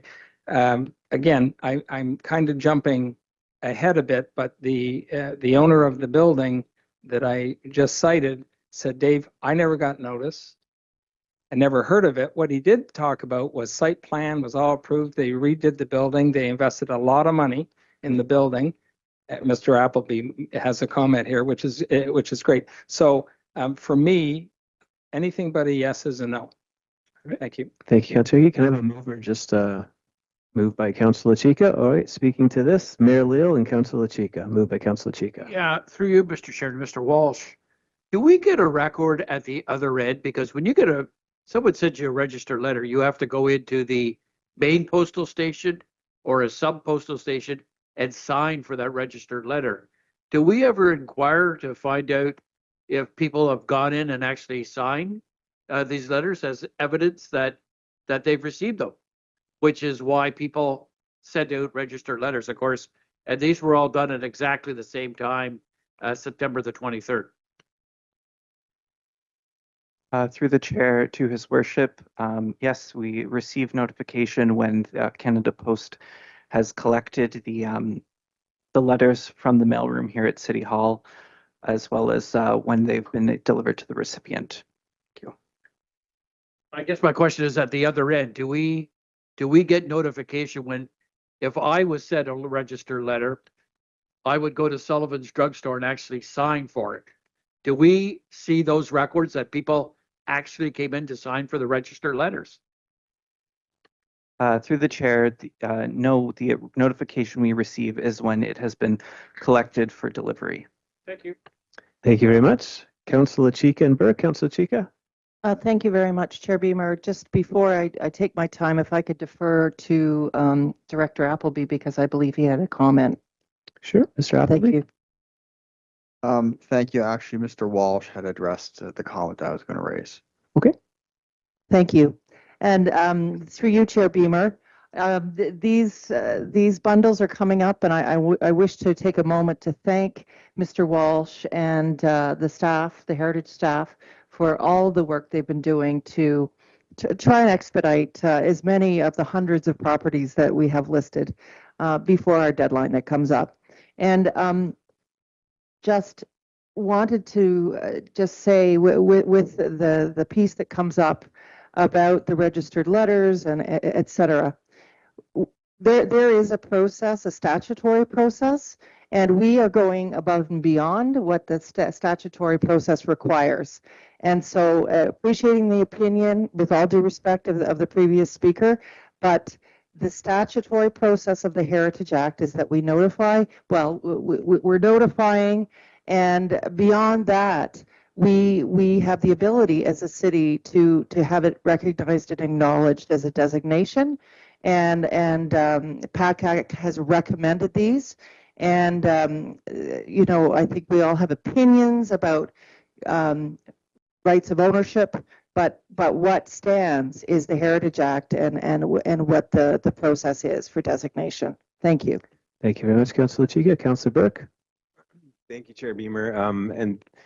and through you to Mr. Walsh, I agree with the previous speaker where we're not only notifying people, we're doing it in a way that was asked for by council so that there would be some accountability to really make sure that people have seen that. My experience is this. My experience is that I'm grateful I live in a city where heritage was prioritized and that buildings that are near and dear to me have been designated and still stand today and hopefully will stand for my children to experience. I appreciate that. I think it's important. The second thing is, as a counselor, I've definitely experienced when people have things that are imposed on them in the city that they don't like, they most surely let us know about that, whether they come to council, whether they write us. It's happened with these listed properties before, and we've dealt with it as a council. I'm wondering if you could speak, Mr. Walsh, please, to me and to the rest of council, because you can probably articulate it way better than I could. But we seem to be getting hung up with this duty that we have in front of us to look at these properties. We seem to be hung up with whether or not the owner wants it or not.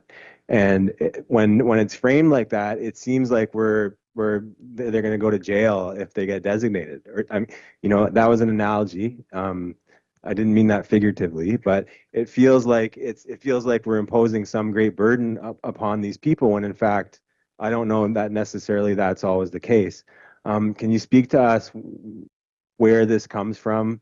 What actually happens to a property where a designation is put on it and how that affects the property owner? Through the chair to Councillor Burke, when a designation has been passed by council and is registered on the title of the property, the specific heritage attributes identified in the bylaw are then protected by that bylaw, and any alterations that the property owner wishes to make to certain identified heritage attributes then become subject to a heritage permit process where an application to alter the property is reviewed either by heritage staff or by the PACAC. Thank you. Mr. Walsh, thank you through the chair. I noticed one of the properties on another report, the top floor of them had beautiful oval windows on the third floor, and those have been replaced. If I owned a property and it was not feasible or probable to get the whatever part of the property that I needed to fix or change done in a way that could be done, is there some flexibility within the act to allow for it to be done differently? Through the chair to the councillor, the heritage staff are not able to request that a certain element that has been removed prior to the date of designation to be put back, as well as city staff and PACAC are always willing to work with the property owner to meet the needs of both a modern building and a noted heritage property. Thank you. And have there been instances where listed properties, designated properties, have needed to do work on those properties? And has there ever been any frustration by the owners in how they're asked to do those changes or upgrades? Through the chair to the councillor, I cannot speak to any specific examples, but guidelines are put out by both national bodies and provincial bodies, which sort of recommend best practices and guidelines for the restoration of heritage properties. We're always willing to work with a property owner to see that these guidelines are met. Yeah. Thank you. All right, Councillor DeGay and Heikki for a second time. Councillor DeGay. Thank you, Chair Beamer. To Mr. Walsh, if I might. Thank you for your attendance this evening. I'm considering, and I've looked at all the designations, which I would say for the record, I support all the reports. If I might, Mr. Chairman, I'm going to speak in a bundle. But if I consider, for example, let's 310, 314 George Street North, we might start there. The recommendations, if I understand correctly, following this meeting, that one of the action is that we would serve the notice of intention to designate and provide public notice. So that has to be served. And we also have to serve the property owner. I believe that still has to follow. Is that correct? Good chair to Councillor Duguay. Yes, that is correct. So to my colleague, Councillor Hakey, Wallace, Councillor Hakey, you have concerns about whether the owner knows or not knowing. Following tonight's meeting, they will know. We're not designating yet, but we're giving notice now that it's advanced to this point where these properties, the five, I think I have the number correct, could predicated upon this evening's the disposition of our decision, but there still is other actionable steps, including telling the property and the public, and the property owner, thus, Councillor Hakey could be in a position at that time to attend our chambers and say whether or not they would support the designation. So I think from my perspective, would be appropriate to proceed. I believe these are from our list of the 50 priority properties, which is the direction of this council. To Councillor LaChica's point, and we've discussed this together with Commissioner Nelson, the clock's ticking. And we only so many times to advance these, and these are 5 of the 50 priority properties. So in summary, if the direction, the recommendation be parts 1 and 2, which is common amongst all the reports, the notification will be issued to the property owner that an intent to designate, the public will hear about it, and thus the property owner or owners could attend these chambers at an ensuing council meeting, tell us whether or not they support it. And lastly, Mr. Chairman, I can confirm there was an inquiry of one of the property owners, not referenced this evening, but one of the priority projects. He has reached out to his insurance company, and they have advised there would likely be insurance implications. I just share that with you because that may or may not be an implication. It depends on project. But to Councillor Hakey, you're concerned, the owners are going to be notified again that it's our intent to proceed. And I think that's their appropriate forum for them to speak to council. Thank you. Thank you very much, Councillor Legay. Councillor Hakey, a second time. Thank you very much, Mr. Chair. And Mr. Walsh, just so you understand, I appreciate the position that you have and the job that you do. The first question I get asked on every single building is, does it have a heritage designation on it? That's the first question. Why? Because it's a stigma, because it limits the value of the building. Unless you're using it yourself, you want it, and I totally support it. There was a story recently, last week actually, in Clarington. Some people may remember the prisoner of war camp in Bowmanville. And it was bought by a developer, and I think it was in total 200 acres.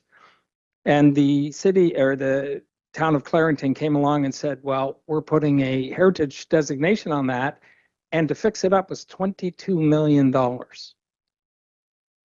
So the developer said, I'll tell you what, I'll give it to you. We don't want it. I'll give it to you and you pay. No, thank you very much. We don't want it. That's the problem that I'm having. If it's that good and it supports that much, then as a city, we should be buying these properties that the owners don't want a designation on, designate them and sell them and see what happens. That's what I said my first term on council. I'm sticking by it now. But the Clarington example was just last week, and I go, thank you, God, because that's what I've been dealing with this week. So, you know where I sit. Anything yes, anything other than a yes is a no. So for me, we can run them one at a time. I won't question everyone. Okay, thank you, Councillor. Well, Councillor Chica, and then we'll try to take a vote. Parnell, and then Councillor Chica, and then Councillor Purnell. Thank you very much. Through you, Chair Beamer. I just want to say through you to Councillor Hakey, I respect and appreciate all of your opinions and the different points that you bring forward. And I'm glad that we can respect each other's differences on this level. However, I just do want to say that, you know, even though we have our backgrounds and the jobs that we do and different experiences we have that inform the way we speak to some of these things, I think, you know, in my mind, it's the people of Peterborough. In a historic city like this, the people of Peterborough value buildings. We have decided to have an architectural advisory committee in our city, and it's for the people of Peterborough that we wish to designate. And so I try to remember that when I put my hat on. We recognize there's costs, but sometimes the cost, as my colleague to the left said, that will help an appreciation in the future for generations that can appreciate the antiquity that we have. Just like Port Hope, like Coburg, we see, and we are a city that has a lot of these buildings, and it's so good that we're prioritizing, as Councillor Duguay said, to get as much of them that deserve designation designated. Thank you very much for the debate. Thank you very much, Councillor Chica. Councillor Purnell. Thank you, Mr. Chair. I have asked the clerk to look something up for me.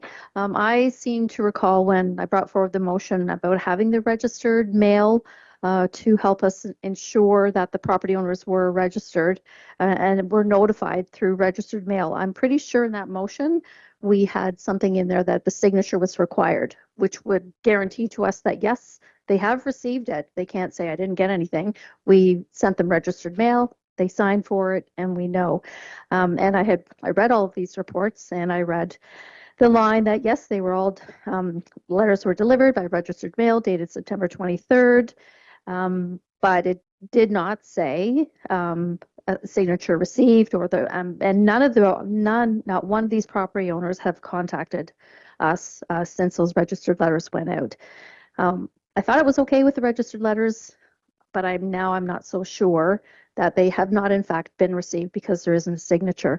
So I've asked the clerk if he could look for the motion, because I'm pretty sure we put in there the signature required. But also my question to Mr. Walsh is, before council, are you please able to reach out to all of these property owners and get a yes or a no? Yes, I got the letter. Yes, I'm in favor of designation, or no, I am not. Are you able to please do that before council? Through the chair to the councillor, often mailing address is the only contact information we have for each of these owners, but we as staff will, to the best of our abilities, make sure to reach out to the property owners. Okay, I'm sure on the internet you'll be able to find them, and we'd really appreciate that if you could perhaps send a memo to all of council before our council meeting to the best of your ability, and if you can't reach them, let us know that as well, please. Mr. Clerk, were you able to find that motion by chance? It was a bit short notice to the clerk, so I apologize. Okay, so the clerk is going to send us that motion by email as well. So thank you. Thank you, Councillor Purnell. Councillor Baldwin. Just very quickly, Mr. Chair, there may be reasons why people who receive notice that there is a registered letter for them don't want to go and sign for it. They don't want the contents of it, and so they just don't bother to go over to Sullivan's, as His Worship had said. They want nothing to do with it for a variety of reasons. So we make our best efforts, but you can't force people to go get a registered letter that's been noticed for. They just don't want it, some of them. I think that's perhaps what Councillor Hickey is alluding to as well. Thank you, Councillor Baldwin. I have Councillor Duguay a second time, Burke a second time, then we'll try to take a vote. Mr. Chairman, would it be appropriate amongst a group? Can we vote? We have to vote individually for these, or can we vote them? So has Councillor Hickey moved the first item? No, Councillor Chica has. Okay, thank you. Councillor Burke, second time. Yeah, I think I definitely also respect everyone's difference of opinion on this. But I think that we're not necessarily always speaking on behalf of individuals. We have the duty to speak on behalf of the community and both the history and the future of the community. And quickly here, just looking into the Clarington example that was raised by a previous speaker, that was a nationally designated historical site. Which the developer knew when they bought that site. And the developer, I'm reading, worked with the municipality, who is now tapped into federal funding that is available to national historical sites. And the city of Clarington is proposing some beautiful ways to activate that site for maybe another 100 years. So I think there's many ways to look at all of these examples that we can raise at council. And I'm interested in looking at what we can do to preserve the beautiful heritage and history of the city that we have, that can be maintained for generations to come. And the value doesn't always go down. My dad, who moved here from California in the 70s, bought a dilapidated department store on George Street for a couple $100,000. It's designated in his name, Heritage. And I'll tell you right now, if you look at what he bought that building for and what it goes for on the market today, it has drastically increased in its value. So, like I said, there's many ways to look at this, and I have my way. Thank you. All right, we're going to take a vote. Moved by Councilor Chica.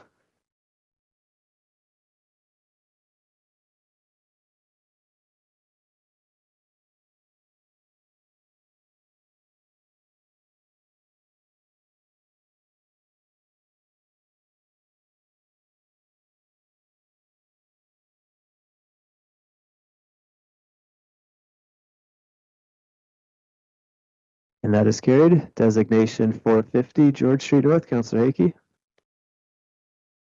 Very good. Moved by Councilor LaChica. Burke, LaChica. We'll take a vote.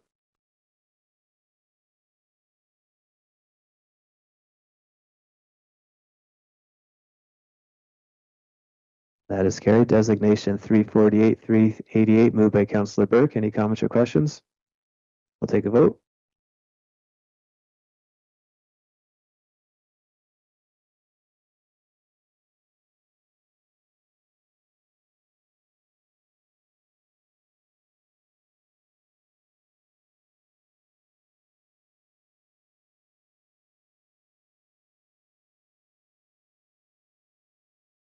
That is carried. Designation 359 Hunter Street West, moved by Councilor Chica. Any comments or questions?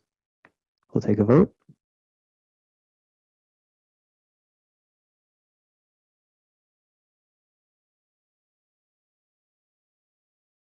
That is carried. Designation 362, 366 George Street North, moved by Councilor Burke. Any comments or questions? Take a vote.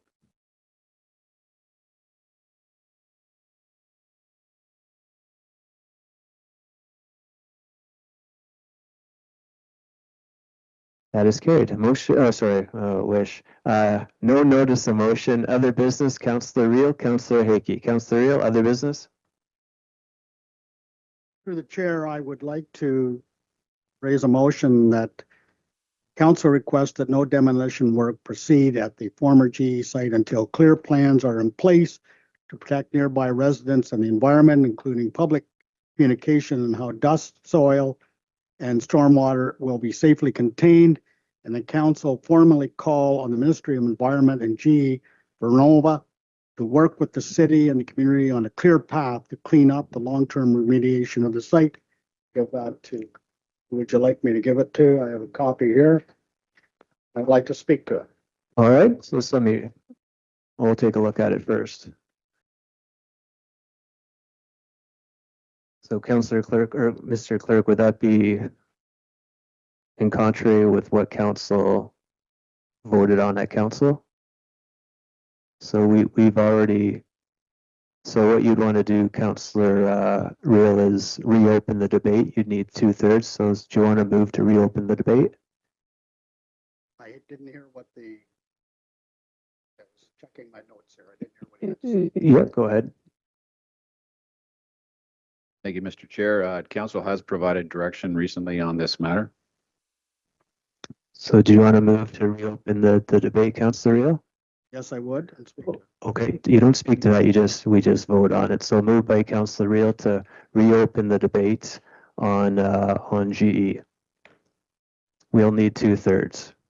For clarification, there's no debate, but clarification. Yeah, thank you, and very respectfully, my understanding, and please provide some clarity, is that the topic we discussed last week was on the mechanisms of demolition as it's applied, as heritage affects it.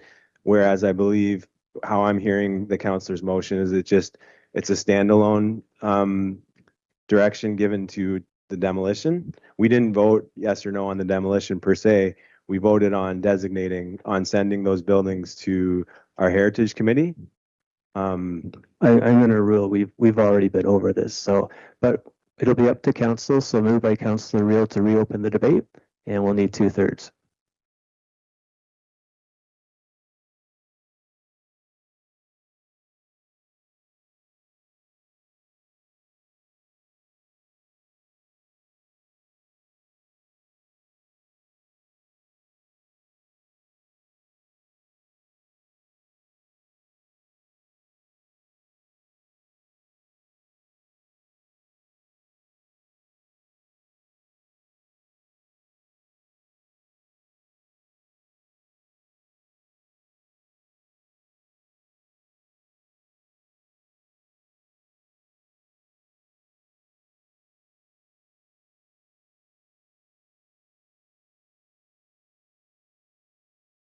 Okay, moved by Councillor Rowe.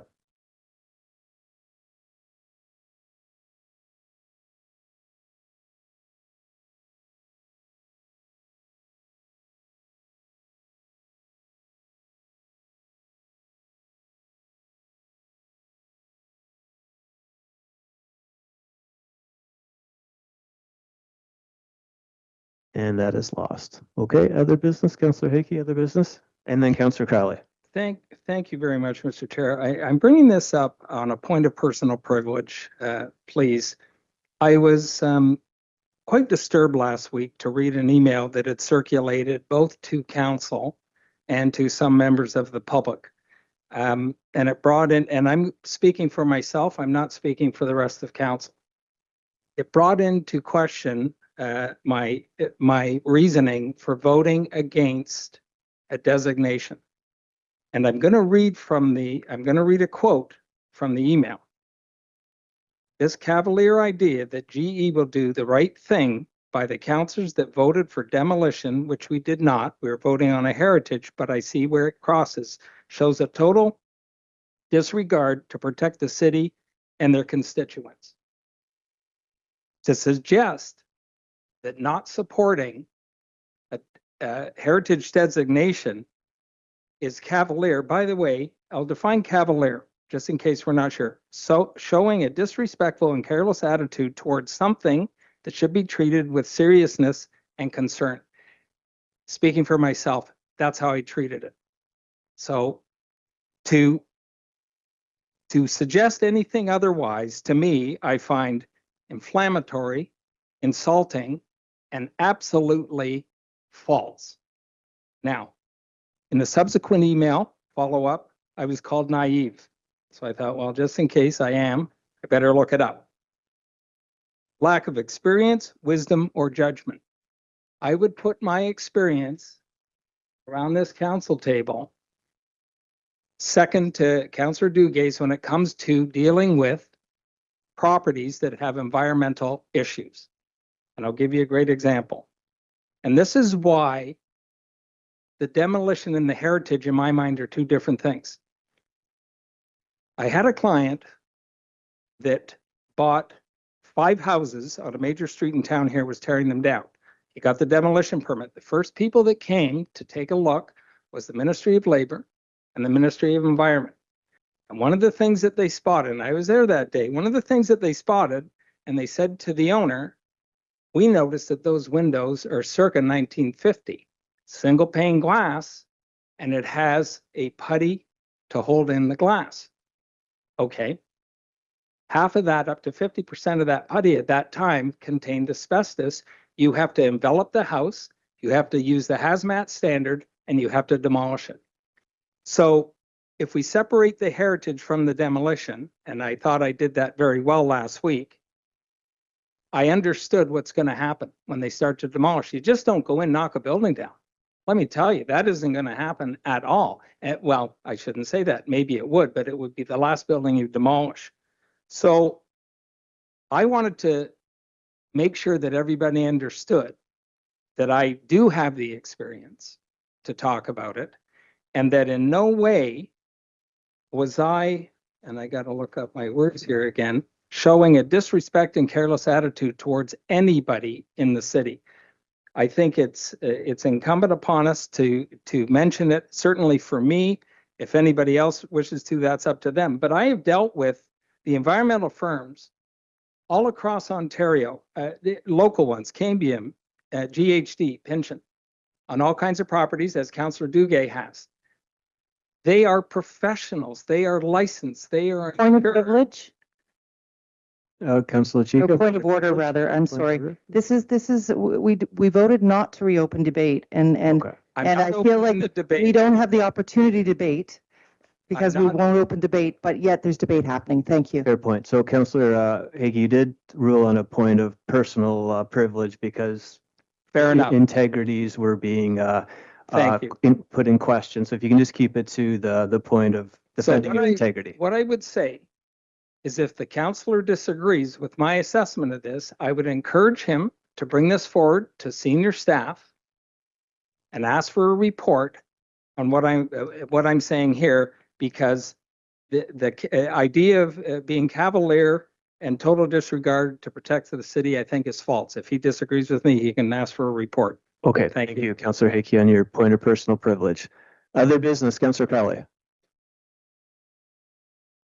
Thank you, Chair. Just quickly, I just wanted to take a moment and recognize Dr. Peggy Shaughnessy, who a few weeks ago, she successfully defended her dissertation and earned her doctorate, which is, she's someone I've known for decades. She runs Red Path. She's the driving force behind Right to Heal.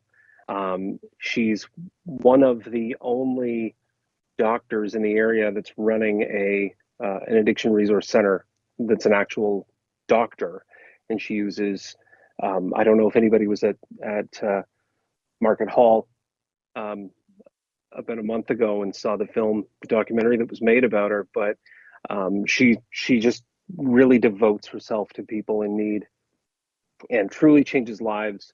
So I just wanted to just give her a quick shout out and say congratulations to now Dr. Peggy Shaughnessy, and she's just a wonderful person, a wonderful human, and I just wanted to acknowledge that. So thank you, Chair. Thank you very much, Councillor Crowley. Congratulations to her. Other business? Motion to adjourn. Councillor Burke will take a vote. 8:08.